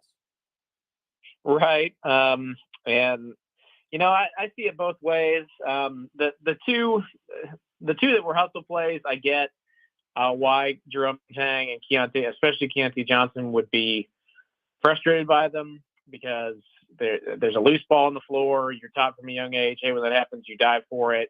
So I'm sure from their perspective, it's just, hey, this ball's up for grabs. He was the more aggressive player. Why should he be penalized for it? But I totally get what you're saying, too. Both times, I mean, he just totally wiped out Florida Atlantic players when he went for the ball. And, letter of the rule, that's a foul. And I thought it wasn't really smart of him in the second half when I believe he had 3 fouls on him. He's trying to draw charges. When he had 4 fouls, he's honestly lucky he didn't foul out earlier. He had a play where he went on offense and attacked the lane and put his elbow out and kind of shoved the defender out of the way. That could easily been called a foul. So for him, I think I would have, after I picked up those first 2 fouls, been just a little bit more cautious. You got to know that, hey, my team needs me. Maybe I don't get a loose ball here or there. Maybe I don't pick up a charge here or there. But at the same time, I'm on the floor, I can make up for it with the points I score. So if there was any criticism I would have in that situation, is he never really adjusted his game plan to reflect that he was in foul trouble, and that was probably the reason he fouled out. We're talking with Kels Robinette, covers the K-State Wildcats for the Kansas City Star and the Wichita Eagle. And, the ending of the game, they're up by 6 with 8 minutes to go. And I did, the play-by-play, 16 possessions for each team. K-State scored on just 6 of 16, whereas FAU scored on 11 of 16. Do you think it was more offensive issues on those last 8.5 minutes, or was it more defensive issues? I think more. That's a good question. I think more offense. Kansas State really just kind of seemed lost at the end of that game. There was just a whole lot of 1-on-5 with Marquise Nowell trying to, play hero ball, and maybe that, who's to say that's a good or bad thing, the way he had played up to that point in the tournament. Maybe at that point you just want to get out of his way and let him cook. It didn't really work for him down the stretch here.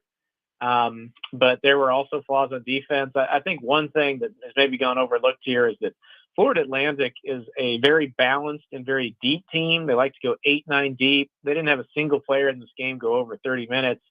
Everybody in their lineup had legs. They were rested, playing on 2 days rest, 1 day rest, whatever you want to say there. Did not seem to bother them at all. I think it did hurt Kansas State a little bit. You could tell some of their bigs were getting a little tired there late in the game, and especially those of them that had to go in there and try to defend their 7'1" center. Not an easy task, expending a lot of energy, having just played an overtime game against Michigan State. I think that was also a factor. Alrighty, when it comes to kind of this season as a whole, I look at it as bittersweet. I think this might be, I think this is a better team than the 2019 team. More specific because Dean Wade didn't play, in that game really against Loyola. I think this year is closer, and I think the 2010 team is comparable, but I think Butler was a better team than FAU because Butler went to back-to-back titles. Like, I think this was, you could argue, the biggest missed opportunity on getting to the Final Four of the last 3 kind of in this last, era of basketball for Kansas State. Do you agree? I would agree because, as improbable as it was for them to get to the Elite Eight with this team, once they were there, they were the favorites. I mean, the bracket really opened up for them. They went through the East region as the higher seeded team in every single round. They wore white every single round. And even though, they were betting underdogs against Kentucky, kind of a toss up against Michigan State and Florida Atlantic, they were still the favorites. They were the one with the All-Americans, not the other way around. So I think that's a great word. Bittersweet. Yeah, it's a great season. Surpassed everybody's expectations, but man, for a team that hasn't been to a Final Four since 1964, the door was open. They were up 6 with 8 minutes to go, whatever it was. All they had to do was walk through it. Couldn't get it done, and again, I'm not trying to say make it sound like it's a bad season or anything like that. It wasn't. It was an amazing season, but oh shoot, I'll tell you this story. I think this illustrates that point exactly. When you went into the locker room after the game, I thought it was interesting that like the returning players on Kansas State's team, the coaches on Kansas State's team, I mean, they were bummed about the loss, but they didn't seem, too distraught about it. A lot of players were keeping their heads up saying, hey, we're really grateful for what we did this season. A lot of confidence. We think we'll be back. We think we'll get to a Final Four in a few years. Like, we're not worried. But then you look at people like Curtis Kelly, a GA who was on that 2010 team and has watched Kansas State lose in the Elite Eight 3 times now. Some administrators on the team who've been around forever. It was those people who were like, in tears, like, again, really 8 straight losses in the Elite Eight. Are we ever going to get over this hump? So I thought that was interesting. The people who, this was their first experience, very confident, people who've been around for a while and endured those losses, the other end of the spectrum. So I think you got it right. Bittersweet. Definitely a good way to put it. We're talking with Kels Robinette, covers the Kansas State Wildcats for the Kansas City Star and the Wichita Eagle. All right. Let's look real quick at next year. You lose a bunch of guys. The main 3 are Keontae Johnson, Marquise Nowell, and Desi Sills. I know you lose Igiola, and I know you lose Tyke Green. Those 2 didn't quite make as big of an impact, especially when you've got a couple red shirts coming back. You still got essentially 3 starters back, kind of, or at least 3 key contributors last year, or this, just recently. Cam Martin, Naquan Tomlin, Ish Massoud, and David Guisan. I mean, that's 4 guys. Throwing, Jarrell Colbert, who's a gigantic man, who's probably going to try to get a lot of minutes in the post, a good recruiting class. What do you see for this Wildcat team and the upside next year? Well, they'll have upside. Just how much upside will depend with what they add in the transfer portal. Right now, it looks like they're going to lose 5. Well, they're definitely losing 5 seniors. They've got 3 freshmen coming in. So at least 2 spots. I think there's it's kind of a coin flip, I think, whether Ish Massoud will come back. Given the age of the transfer portal, I think there's probably a pretty good chance one other player we're not expecting decides to leave. That just tends to happen. But other than that, you're looking at bringing back a decent core. You'll have Naquan Tomlin back. You'll have David Guisan back. You'll have Cam Carter back. And I'm really excited to see what those redshirt players can do next year, like Jarrell Colbert you mentioned, Taj Manning. He was a redshirt freshman this season. He'll get next year. So there's a lot of hope that they've got some, players coming in who are pretty good, some players who redshirted this year are pretty good. Expectations will be much higher for next season, but at the same time, you lose Marquise Nowell. Yeah, no bucket getters. They got no bucket getters right now. Yeah, that's not easy to replace. Yeah. They need a point guard. They need a scorer, and I would argue they need to bring in like a 7-footer to protect the rim and give them an extra look that they didn't have this season. So, can they add those type of players in the transfer portal? Can they not? That'll depend. That'll ultimately decide whether you're looking at a team that has this kind of upside again, or are we looking at a team that's more, kind of middle of the pack, Big 12. Sneaking into the tournament on the bubble. Does Gene Taylor need to give Jerome Tang a contract extension, or you don't give him an extension, you just give him a raise? I don't know if, prisoner of the moment, get him whatever he wants, that type of thing. I do think Tang is a great coach. I think it's worked out well. He's revived the program. He's done a lot. It's just 1 year. How do you kind of evaluate what do you think Gene Taylor will do? I'm pretty sure he'll give him some kind of raise and extension. How much, we'll see. I don't envy being Gene Taylor right now because he's had to come up with more money for pretty much every single coach on campus. The assistant football coaches, Chris Kleiman. Now he's got to do it with Jerome Tang too because they're all winning above expectations. This past season, Jerome Tang was one of, if not the lowest paid coach in Big 12 at about 1.9 or 2 million. I can't remember which one it was. So that'll be boosted up more towards market value. You know, are they going to give him a lifetime contract or something like that? We've seen other places. No, probably not. But and especially now that the Texas job is spoken for, there's no like real big fish out there to lure him away. So I would expect him and Tang to sit down, have a conversation. What's it going to take to make you feel comfortable? How can we reward you for the season? And I think you'll see, you know, maybe 2 years added onto his contract and, you know, a fair raise, but nothing too wild. Alrighty, my last two for the road. Very simple. When it comes to what Jerome Tang said in the press conference afterwards, he said that Marquise Nowell and Keontae Johnson, he'll push for them to hang in the rafters. Should both of those players have a jersey hung in the rafters? I think Marquise Nowell, yes, even though he's only been here for 2 seasons, he's just done too much. He's been too popular. To own the single game record in the NCAA tournament for assists and do everything else he did, get him to an Elite Eight, I think you probably need to go ahead and put him in. You can put him in line behind Jake and Fulton, maybe Michael Beasley, Dean Wade, Barry Brown. As soon as those guys get taken care of, Nowell's probably next on the list. I'd probably lean no on Keontae Johnson. You could certainly make an argument for him. But just to play in one season, I don't think he quite did what Michael Beasley did while he was on campus. So I would say no on him, but it's a tough call. Alrighty, lastly, I'm going to ask you a Royals question. Opening day at the K coming up tomorrow. Over under 69.5 wins for the Royals. Well, you're asking somebody who's really done no research on this topic at all. But I'll say over. I don't know. I was looking the other day. I saw they had the best spring training record in their league out in Arizona. That's got to count for something. So yeah, everybody else in this area seems to be exceeding expectations. Let's go over 70+ wins. There we go. Kellis, we appreciate the time, my friend. Have yourself a great rest of the week. Yep, anytime. Thanks for having me on. Kellis Robinette of the Wichita Eagle and the Kansas City Star. So he has Marquise Nowell in the rafters. I'm with him. Not Keontae Johnson, though. Yeah.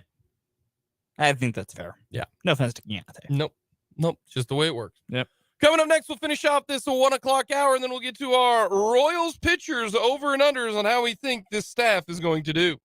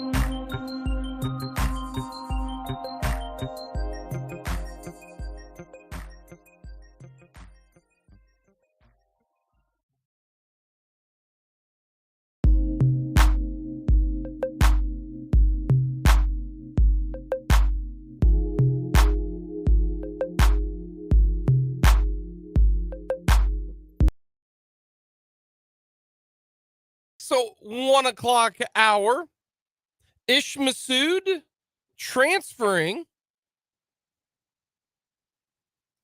And that has to be about playing time, right?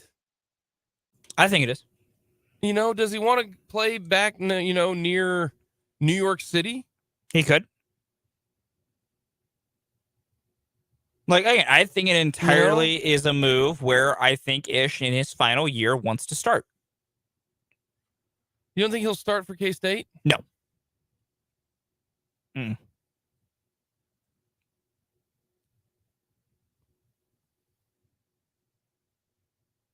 There's not enough movement on that roster to where Ish all of a sudden moves into the rotation, into the starting rotation. All they have is 2 more guys. I mean, he's going to play above those freshmen, I would assume. Possibly.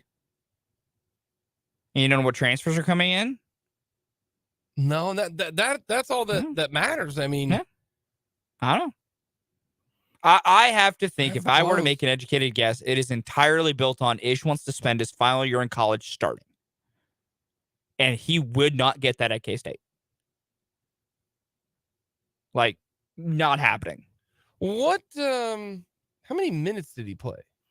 Oh, probably like 18-ish a game, probably. 18 to 20.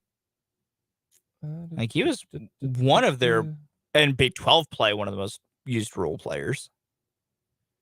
He played in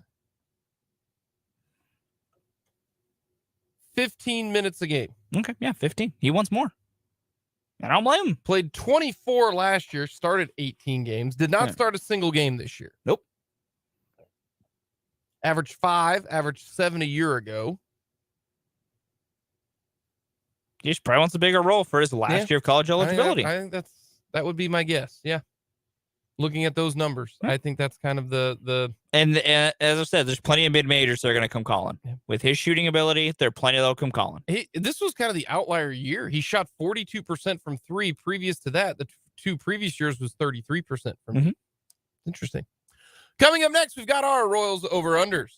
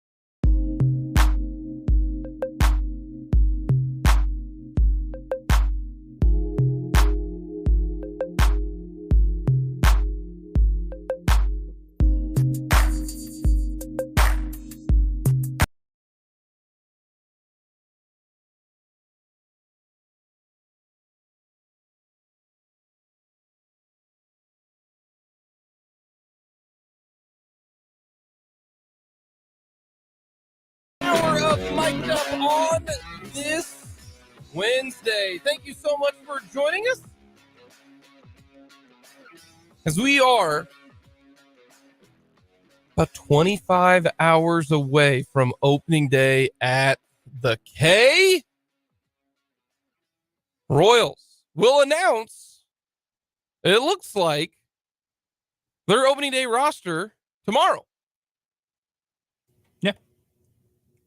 Had a workout today. We're going to talk a little Royals baseball here. We've got a little bit more to get to when it comes to some Chiefs free agency news. We'll get to that. Some NFL discussions as well. We've got start bench cut. Maybe it'll be a little baseball edition of start bench cut.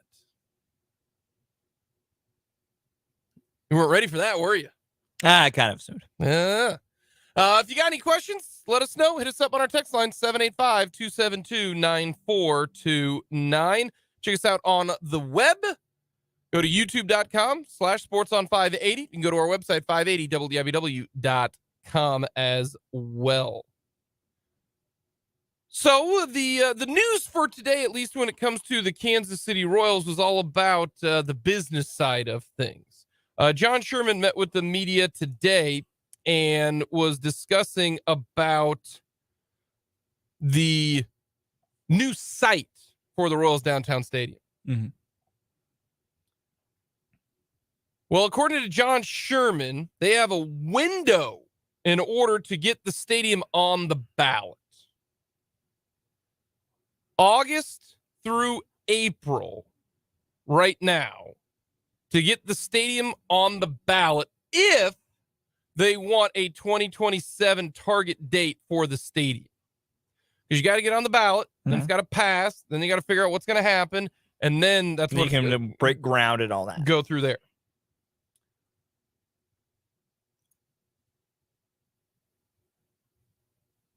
We don't really care here in Topeka about whether or not people in Kansas City are going to vote yes or no. You care as much, like in this area, you care as much along the lines of how much do you want the Royals to build a new stadium? Like, that's the care. Well, they are. They are regardless. I mean, I know they are, but that's your care limit. If your answer is yes, then you're like, I hope it gets on the ballot and I hope it passes. If your answer is no, then you're like, I hope it does never touch a ballot, or if it does, it gets voted down constantly. Or you could be, I really don't care, and then your answer is, I really don't care. Like, this area is all tied to just how much do you care about the Royals building a new stadium. Since it does not impact us financially. And I don't really care if they do or don't. I am in camp move downtown because I just think that's the right move. Like, do I think it's oh, goodness gracious, they have to, like, this be the greatest thing ever? No. Do I think from a legitimate convenience standpoint, stadiums should be downtown, at least for especially baseball stadiums? Yes. Like, do I love going to the K? I do. I'm going there Saturday. I am incredibly excited. Part of that excitement is that it's like, go watch my favorite baseball team. But, like, I think putting it downtown, like, there's so little on the differences. But, like, yeah, I look forward to, I can't lie. For me, it might be nicer to maybe, like, find some cheaper public parking X amount of distance away. And then either I walk to the stadium or I hop on the streetcar for free. Versus, oh, I have to park out in Timbuktu at Truman and walk through a sea of cars. You know, and there legitimately, it's kind of not a big difference there. It really isn't. Like, it's just you're training what you're doing. I'm so over the parking situation. I'm with you. I'm not complaining about it. Like, I want to be clear. I'm not complaining about parking. Like, that's just one of the only things to be different. But also to me, it's like, it's a toss-up. It's nice that, like, I could leave the K and go do stuff in Kansas City. So much easier. If I wanted to, I probably wouldn't because I have an hour drive back to Topeka. But, like, you know, at Truman, I'm never going to know whatever. Like, when I leave the game on Saturday, there is no chance I want to stop anywhere else leaving because I have to go through all the hassle of leaving, and then I got to drive to get into Kansas City. I got to go drive into Kansas City. Where if you're downtown, like, it's just there are levels of convenience factors better for downtown stadiums. But I am not oh goodness gracious, they must do this. Like, I think it's a positive. But not so much where I'm like, oh, I'm Jones. And, like, it'll be nice. It'll be a good change. I think it's a positive change. If they do, great. and where they put it, I don't really care. You know, some people are saying Sherman mentioned that most of the work has been done on the East Village. Yeah. He said the former Casey Star plant, which is right off the interstate, hasn't been eliminated. He says it's a complicated process. This is a huge decision. You know, if I lived in Kansas City, I would call the Royals bluff because Sherman ain't moving. If Sherman was not a Kansas City guy, yeah, you could see, you know, maybe he actually would move the team. Yeah, and that's fair. And that's a fair point. Like, people can call us bluff, but like, he ain't gonna move. I said, I'm of an opinion, especially for baseball stadiums, downtown is better, just in an overall grand scheme of things. So I think they should do it, and I think it is a positive move. And then, I mean, at the same time, it's just a side thing. Then the Chiefs can do what all the crap they want to do over there in Truman Complex. I want them to move to Kansas. They won't, but I want them to. I know it'd be closer. We could do a lot more fun things. But yes, I agree. The Bally's and the TV issue, according to Sherman, they're still dealing with it, but it will not affect the fans.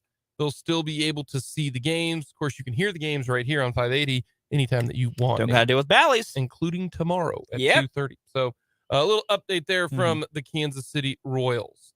All right, Fulton, let's get to our Royals over and unders. Let's do it. All righty. We're going to start, and this is all pitchers. Pitchers Pitcher only. All right, Brady Singer, over under 170 innings. I'm going over. You're going over, huh? I'm going over. I think Brady I think Brady just makes more starts.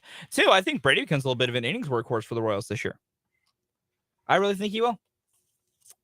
Not many people get to 170. In the age we're at, it's a bit difficult, but if you extrapolate the little bit of work he did last year to add in an extra month, he would have gotten close last year. I'm going to take the under. Okay. I'm going to take the under. Is that more just a product of the environment thing and not you think Brady just won't pitch a lot? Yeah. That's fair. Yeah. No, that's very fair. I think the way that they do this, real quick, the Tampa Rays. Comparing everything to Tampa. Yeah, we are going to be Blue Rays. Not like the Blu-ray player, but the blue. We're the color blue. They're the Tampa Bay Rays. So like last year for the Rays, did they have anybody pitch 170? They didn't. So, and Shane McClanahan didn't, and he was awesome. And he started 28 games. He pitched 166. So I'm going to take the under. Okay. What about strikeouts? 170. Is he going to get a K per inning? I think so. I think so too. I'm going to take the over on that. That's what he's been in his career. Yep. I'm going to take the over on that. So, no. And especially for me, if I think he's going over 178 innings, of course I think he's going over. Yeah, he was basically. For you might need a little bit more than a K per nine. That's true. That's true. A little bit easier for me. I like the strikeouts.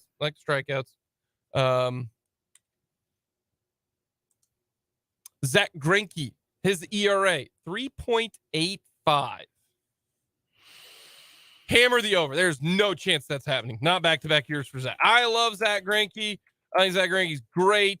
I think that is way too low of a line. I'm going to say not 3.85 because last year he had a 3.6, I believe. I believe so. And so I'm going to take the over for Greinke. I'm going to take the over as well. I don't think it's going to be much higher, but I just don't think he has the great of a year as he did last year. I mean, I think the arms fight starting to go a bit. He finally got pitching arm-related injuries, so I think the arm's going a little bit. I'm going to take the under on innings. I don't think he's going to get to 140. He got to 150 last year. I'm going to take the under. I'm also going to take the under on innings. I think Zach's going to do what he can, but I think he's going to have a lot more 5-inning outings. Yep. I just want him to get to 3,000 strikeouts. How far away is he? I think he's 118 strikeouts. Oh, boy. He ain't getting it this year, then. He's at 2,882. So 118. He had 73 last year. That's what I wanted. I want him to get it this year. That ain't happening. That's what I want him to do. That ain't happening. Well, I think it is. No, I would hope you're right, but I just don't think so. I think it is. Okay. Brad Keller starts. 25 starts for Brad Keller. Brad the man. Stellar Keller. 25 starts. I'm going under. Ooh. Man thinks he will lead the team in wins, but does not make 25 starts.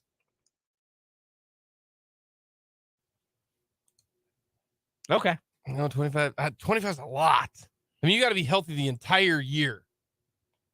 He made 26 in 2021. Yeah, I got to take 28 in 2019. I'm going to take the under. Made 22 last year. I'm going to take the over. I think Brad figures it out and is a stalwart of the rotation this year. Nice. ERA plus. All right. For those of you who don't know what that is, if you're over 1, you're good. Yeah, it's OPS plus, but for pitchers. If you're, that's literally all it is. If you're under, you're below average. Yeah, 100 is league average. Everything above is you're above average. Yeah, that's what it is. I'm going to take the over for Brad. Nice, because I also am taking the over on Brad We Kelly. knew you were going to take that. All of these you're going over, unless it behooves I quite you literally to go went under on one of these. Yeah, that's because you set the line way too high. On his 140 innings? No. No, like Greinke. You were like, oh, he got 3.85. No, I took over on the ERA and I took under on the innings pitched. And no, that innings pitched is not too high. For who? Greinke. No. Greinke, you took the over on the ERA. That and I took the under on innings pitched. You don't think he's going to be very good this year? You could have a 3.9 and still be good, especially at age 40. I know. All righty. Chris Bubich. Good, Chris Bubich. His walk rate of 10%. This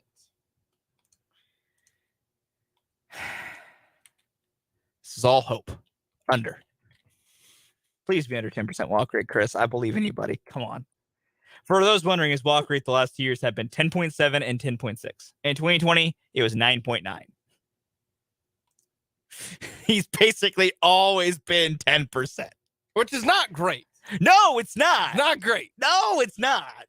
You do not want to walk 10% of your batters. No. What are you thinking?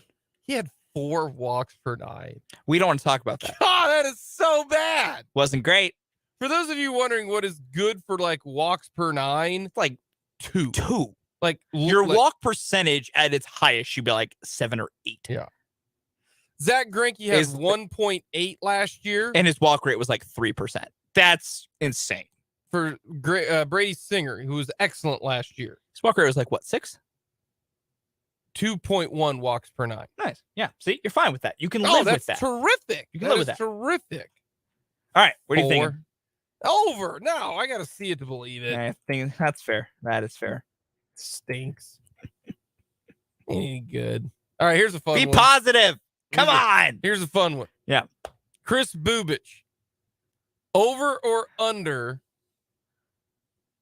1.5 outings of 1 inning. So does he get to the second inning? If he gets 1+, does that count? Yeah, he's pitching to the second. No, honestly, I would say that doesn't count. So what is that? You got to get 2 innings? You have to get to an inning and a third. You usually get an out in the second inning. Out in the second inning. Actually, with the way I actually originally designed this, you have to get to an inning, period. He had 2 starts last year where he did not escape the first inning. That's stinks. Inning and a third, an inning and 2/3. Then had another third start where it was an inning exactly. That's where this is being based off of. Can Chris get out of the first inning? I am taking the under. Man, you can't be that god-awful. Yeah, exactly. Yeah, I'm going to take the under. Good job, Jake. There it is. That's the positivity I'm looking for. I mean, come on. If you would have put that at 2 innings or 2.5 or 2.5, where you had to get to the third. Yeah. Oh, he ain't getting out of. He's not getting to the third a couple of times. No way. Negative Nathaniel over there. No, I am what is called I'm like from Missouri right now. You got to show me. I need to see it. I'm done with all of this. Oh, be positive. Now with the Royals right now. That's okay. You can live a negative life. No, they got to give me a reason to be excited. Daniel Lynch. I think Lynch can be good. ERA of 5 And over under Here's the thing. A 5 ERA is god awful. It's no, because I don't think it's god awful. Yeah, it is. Because if you do a quality start every outing? 6 innings, 3 runs. Yes. What is that? That's a good question. Let me go. If you do that every outing, 6 innings, 3 runs. That ERA, I believe, is 4.5. I'm gonna go to my good friend, the ERA calculator. I'm pretty sure you're right, but I think it's 4.5. And as soon as the internet starts working again, I'll be able to figure this out for you. I think it's 4.5. I think you're right. I will be double checking the math, but I'm like 98% sure you are right. That it's 4.5.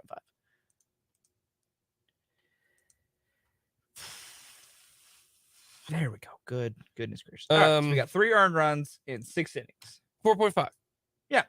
Was that right? Yes, 4.5. Heck yeah, look at that. I was pretty sure you're right, but I wanted to check the math. Yeah, you're right. That's 4.5. So if you do a quality start every outing, your ERA is 4.5. Yeah. Okay.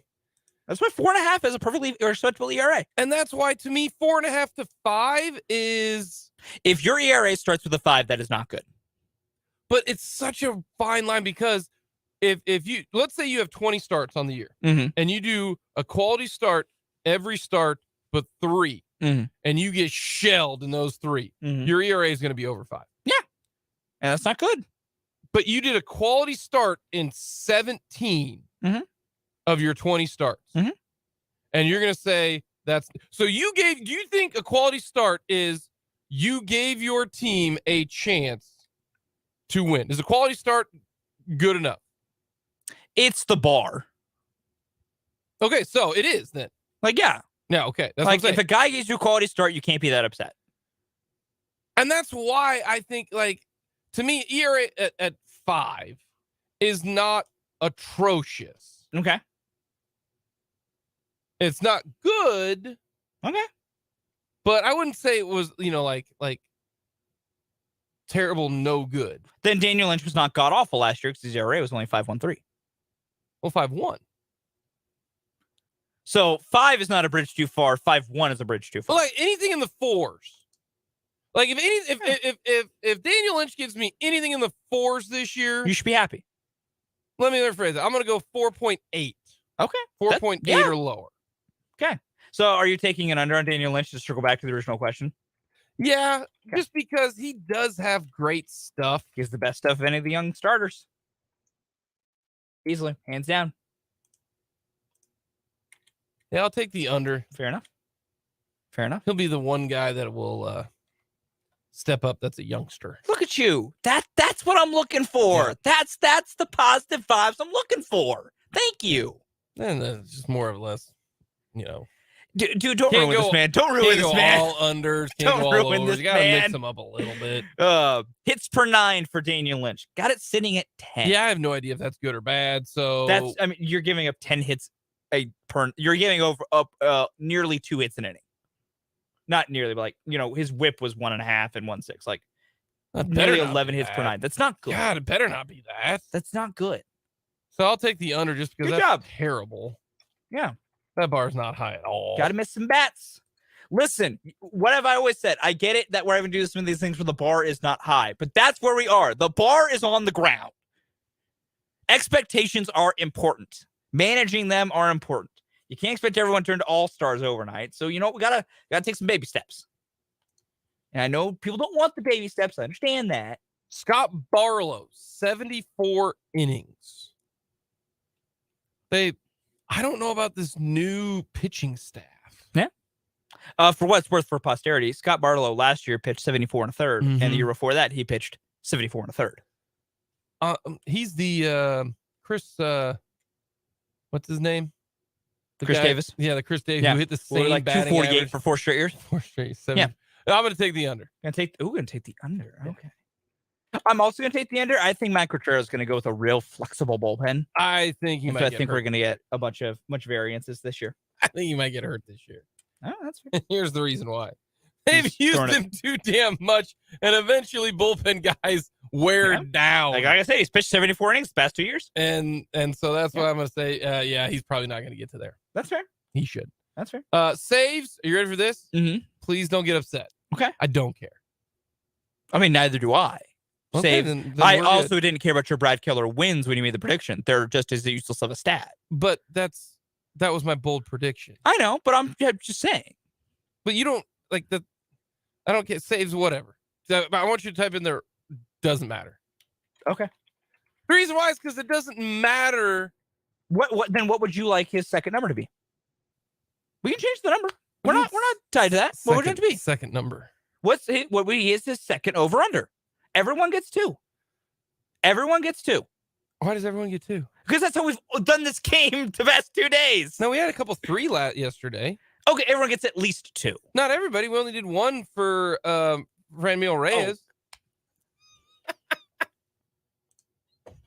You are impossible. You are impossible. No. The reason I say this is like I don't, and we've prefaced this. Closers don't matter if your team's going to win 74 games. Yeah, I agree. So, yeah, I'm going to go with,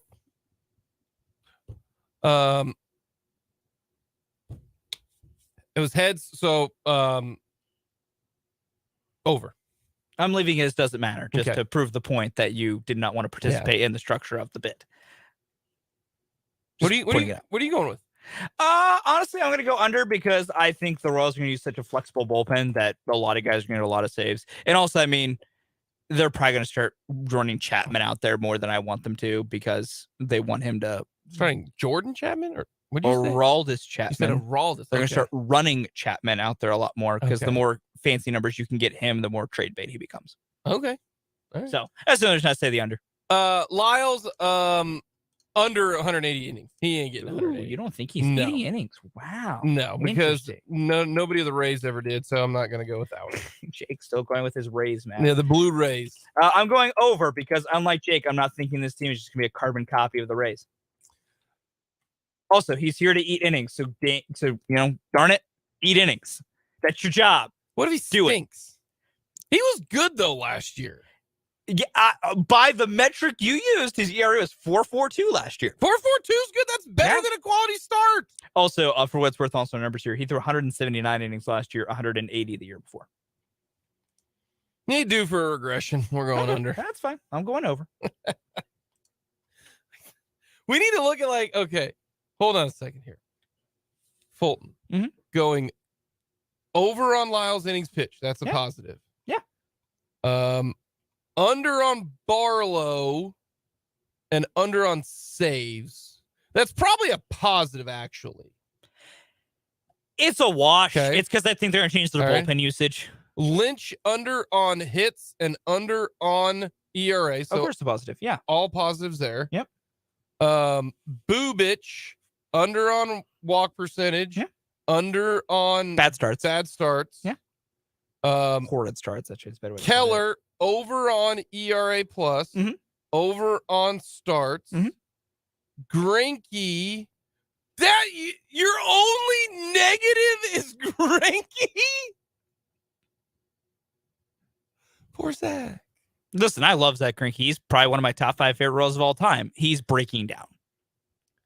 There's a reason I said last year I thought was going to be it. And the reason I said I'm just pointing out. Yeah. Now, these are not official over-unders because these didn't exist. Royals are that good to get any over-unders.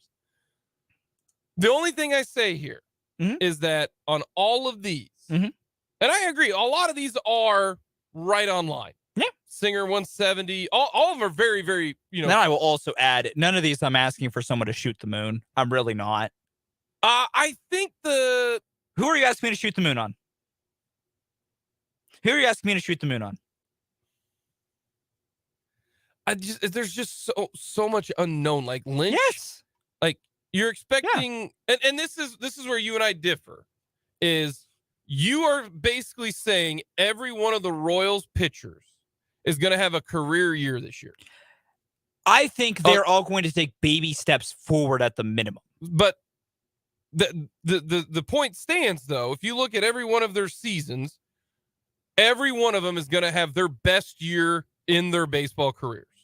Yes, relative to what it is. Singer if he has more innings and more strikeouts.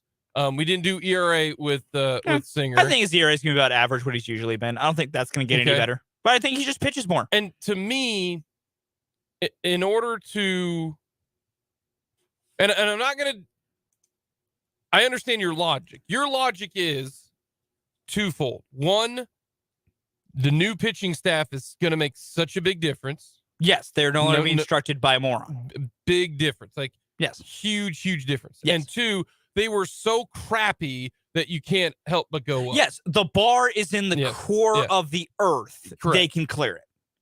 I look at this as not everybody on a baseball team improves.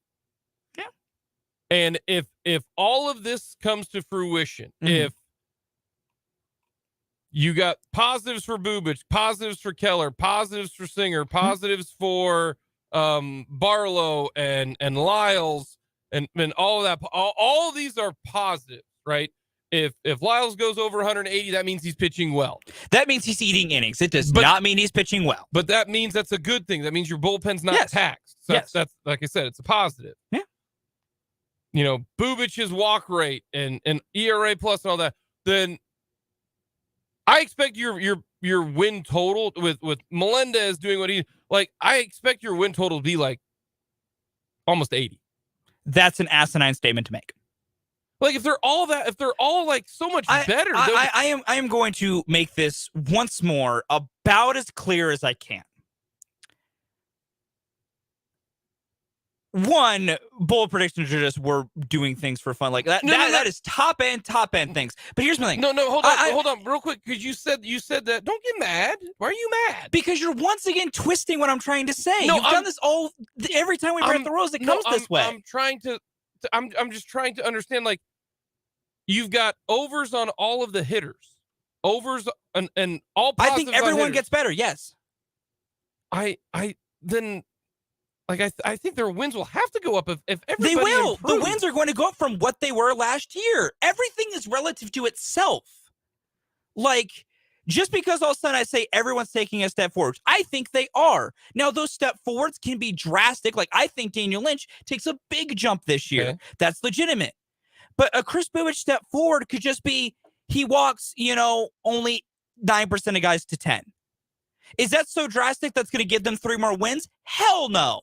But is it improvement and getting better and showing signs of progress? Yes. That makes complete that's sense. Like, but my thing is like the sum of it all. Yes. Like if every single one of these guys does improve, yes, at the level, if you're taking over on all of the batting average, to me at least all of that, if everyone improves and you only like the math can't add up that they only win like 3 more games. If everybody improves even just a little bit, you see, like that's my only thing. I get your point to a small extent. But as I've also won, like I have, because what they won last year, 60. What they won 65. last year? 65. I have them winning nearly 10 more games this year. Like if I were like, I'm still like I'm giving myself total mark like an ironclad 74 to 75 wins, where I think this team can get to. Like that's 10 more wins, and as I've tried to get through here. No, wins per season are also relative because we have to remember the Royals and every other team in the league are playing an entirely new schedule. We don't know what that could turn into. Yeah, that's true. Because the AL Central teams have often benefited because it's often been the worst league, especially in the American League. You're playing less Central teams now. You have to play everybody at least 3 times. And that's where like I get your point of if everyone does improve, even if they're baby steps, you have to then probably make a market improvement in the win total. Correct. I agree. That market improvement to me is 74 to 75. And that's with baby steps. And also you got to remember, even when things like you could take baby steps forward over an entire year, this team can still have a spell where they have just a horrid like 2 to 3 weeks. And at the end of the day, we get to September, and they've all taken a baby step forward. But their win total and things like that were hampered by a really, really cold snap. Like, I think you are correct that they do need to take that. If I'm on this belief system, that's all I'm saying I think you're at the yes. If I were to say all this and go, oh yeah, also by the way, they're winning 69 games, someone can slap me across the face. And that's where to me like so you have 75 wins or 74. I'd say 74. 74. I'd say 74. You got 74. And that's not like I just look at every one of those guys. If they improve, like, and I hope they do. Don't get me wrong. Like you're saying, like I'm negative. I hope that happens. I just think zero chance that happens. So if every one of them improves, I think all of that is more than 10 wins. I really do. And that would be awesome. My other unknown in the win projection is the simple fact of they have to play better teams now. They're playing better teams. Like last year wasn't that. Last year was the NL West year. Like they didn't play NL West teams last year. So your thought was like, Royals are lucky. They don't have to play the Dodgers or the Padres. You're like, man, got them last year. Those should be two hotter teams in the league. You don't have to deal with them. They got to play them again now. Like they have to do that. The text line agreeing with you. They lose 20 games against their own division, and 12 of those will be filled with the Dodgers, Padres, Braves, and Phillies. And here's the thing that stinks is their start of their schedule is very, very difficult. It is difficult. Like they have the Braves, like I think the second or third weekend, they have the Braves. Well, they got the Braves and they got the Blue Jays. Yeah, right, and like Toronto's gonna be like that. We both think that the Royals start the season with 2 playoff teams. Yes. Yeah. That's tough. Like, I think they start the year against the division winner. Alrighty, here is my prediction for the Royals. Yes. All right. Because I'm going to be gone tomorrow. Yes. And I'm going to be gone on Friday. Yes. So I got to get my prediction in. You ready for positivity, Fulton? I would love for you to finally show me some positivity? positivity about the Royals. Here you go. I'd love to hear it, Jake. The over is 69.5. They're winning 70. You think they win 70? I'm betting that they win 70. Okay. If they can't win 70 damn games, then they don't deserve a downtown stadium. They don't deserve anything because you should be able to go 70 and 92 damn near every single year. I'm betting the over. Okay. Simply for the fact that they can't be that bad. You can't win 60 some games. Okay. Like, I'll take it. That's it. Like I will take it. I will take it. 60 some games. If there's a 6 and then another number, that win total better start with a 7. This season is just awful. Awful. And I can't disagree with that. If they only were to win like 68 games, it would ship them out. If they only win 68, for me to not think it was a disappointment, the amount of guys taking drastic leaps forward would have to be a good size number. And they would have to be just being weighed down by that. Like if they lose, if they only win like 68 and barely anyone steps forward, I will join all of you in saying that's an abject failure. I will agree. You know, it's kind of like, okay, here's what's going to happen this year. Okay. We got to get to a break. I know we're way past. We are way over time here. Here's what's going to happen. Like Lynch is going to be awesome, but Singer's going to suck. Witt's going to be terrific. MJ goes in a complete sophomore slump. Sal is going to be awesome. Vinny P is going to stink. Like that's what's going to happen. I can see it. And that's difficulty in projecting all this. That is difficulty in projecting all this. Happen. Oh man. Coming up next, we got a edition of Start, Bench, and Cut.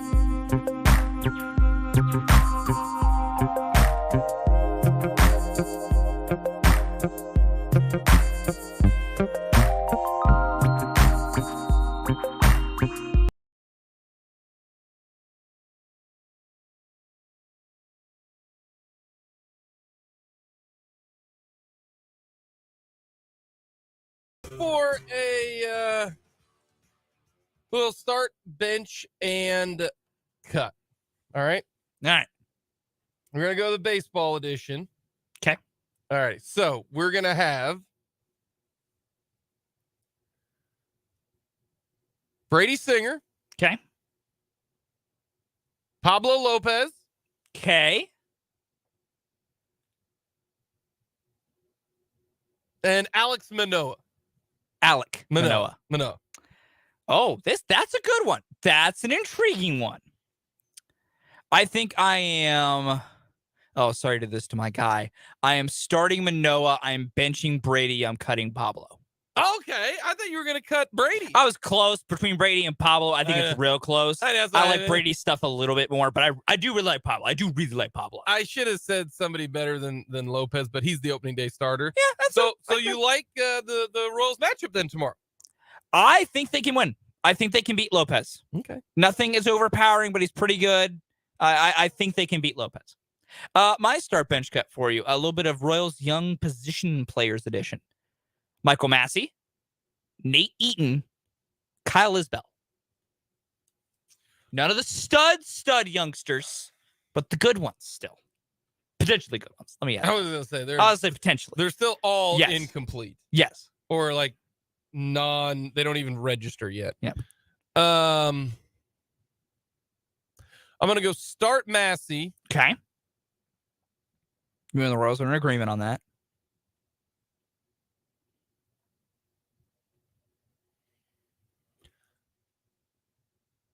I'll go start Massey, bench Eaton, cut Isbell. Sad. Yep. Sorry, you and I. That's my guy. You and I differ on. When he starts in center field tomorrow and just hits a dong out to right that goes like 450, you're gonna feel so silly. I expect you to bet Kyle Isbell anytime home run. I might tomorrow.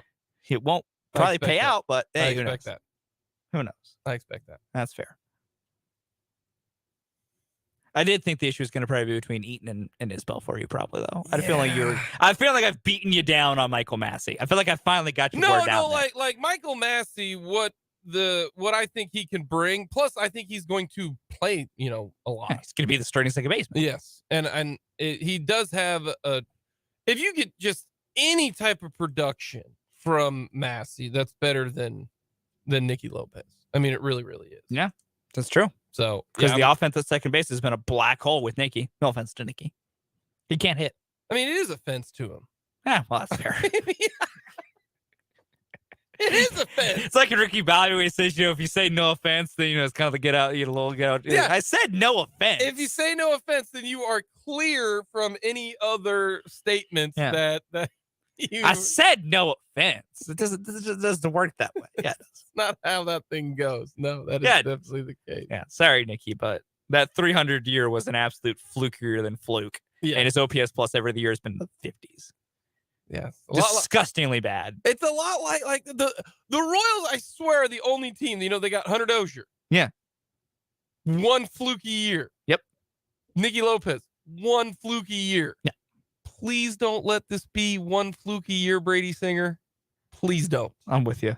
Please, Brady, be the man. He was the one fun thing about last year. And enjoy, Brady. Your first start of the year gets to come against Toronto. Enjoy. Hey, it wasn't the fun thing. I mean, it was nice to see Bobby Witt show the promise. Same thing for Melendez. It was really, though, nice to watch Brady become good. It was cool. That was awesome. That was pretty sweet. I will say that. Coming up next, we will finish things off here on this edition of Mic'd Up.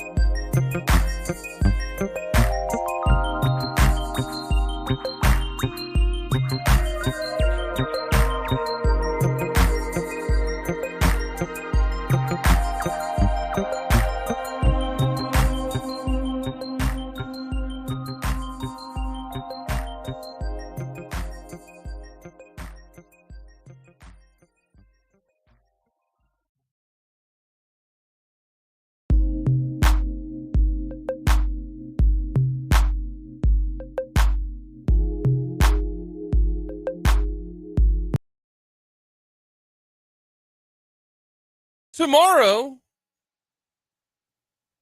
Royals Radio Network on the air. Yeah.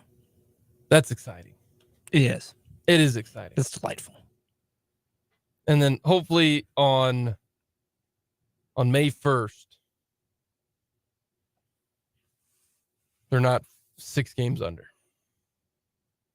How many games do they have in the month of April? That's a good question. Look it up. I think like 19? Could be wrong, though. I could really be wrong. I'm bad at math. Not my strong suit. I'm not paid to do math around here. Looks like they got 28, I think, if I counted right. Because they only have 2 off days the entire month of April. So, yeah, 28 would be in April, plus Thursday being 29. So, about 29 games through the first month of the season. They played that many? Yeah, they only have 2 scheduled off days. They got more than 2. Where is it?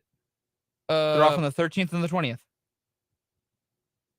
Well, they're off on plus the 30th. 31st of March. Yeah, the Friday. So they got 3 off days. Yeah, in the first year. Yeah, I count March. Yeah, no, that's fair. That's fair. Okay, so they got 3 off days. Yeah. They played that many games. Yeah. So the hope is 28 games. on May 1st. They have more than 22 wins. You say you don't want them to be 600, 500. Oh, I'm bad at this. I'm sorry. If they have 22 wins, Fulton. Yeah, I know. I realized the math I Fulton. did. Yeah, I realized the math I just did real bad there. No, like the hope is what? I don't want to say any more words. I can't do math, Like, apparently. is it 14 and 14? Like, That'd be 500 is 14 and 14. Is that the dream? The dream is 14 and 14. That's the dream. That's what I'm saying. Especially with the teams they play to start. Like, you have Minnesota, you have Toronto. San Francisco is beatable because they're going to be like the third best team in the West. Rangers, it depends. I really don't know what to make of them. You play the Braves. I mean, you got the Rangers for 6. Yeah, you got. Can you take 3 of 6 against the Rangers? Can you split that? I think you can. You got 7 against the Twins. You got 7 against the Twins. You've got 6 against the Rangers. That's 13 of your 28 games. Yeah. Can you get 6 or 7 wins there? And then you've got Arizona. You got 3 there, so that's Arizona, a team you should be able to beat. That's 16. The Angels, can you take at least 1? No, they're going to the World Series. So they're not getting swept by the Angels. You've got 16 games against 3 teams: Minnesota, Texas, Texas, and Arizona. Yeah, those teams. Like, can you go? Let's see, that's 16. Can you get 8 wins? 8 and 8 right there. Yeah, I think if you get 8 and 8 there, then all you're asking against the Giants and Braves and Angels, if they go, is get 12 and 16. Is that okay? I think that's a fine start, given the expectations this team should have and their schedule. 12 and 16 is a more than fine start. Because like if they get swept by the Braves, no one should shed a tear. Like, that's an elite level team. I mean, I won't be shedding any tears if they. I know, but like if they get swept by the Braves, I'd like them to split against Toronto, but they lose 3 or 4 against Toronto. Here's the thing: will they have their like greater than 8-game losing streak before Memorial Day, like they always do? I hope not, or I will not be in a good place, and you might need to search for a replacement for me on the show. You might need to put an ad in the Yellow Pages. Hey, here's the thing: you need to look this up. Okay. You need to look this up. Find out the long losing streaks of the last since 2017, like 2018, and see when they occur. And see when they. I think all of them occurred before Memorial Day. Memorial Day. I'll do some digging tonight. I'll do some digging. I'll do some digging and figure this out. Because if so, like I said, if they do that again, Jake, truly, you might need to find a new co-host. I might not be around for the rest of the time. Coming up next, we'll finish things off with the mic drop.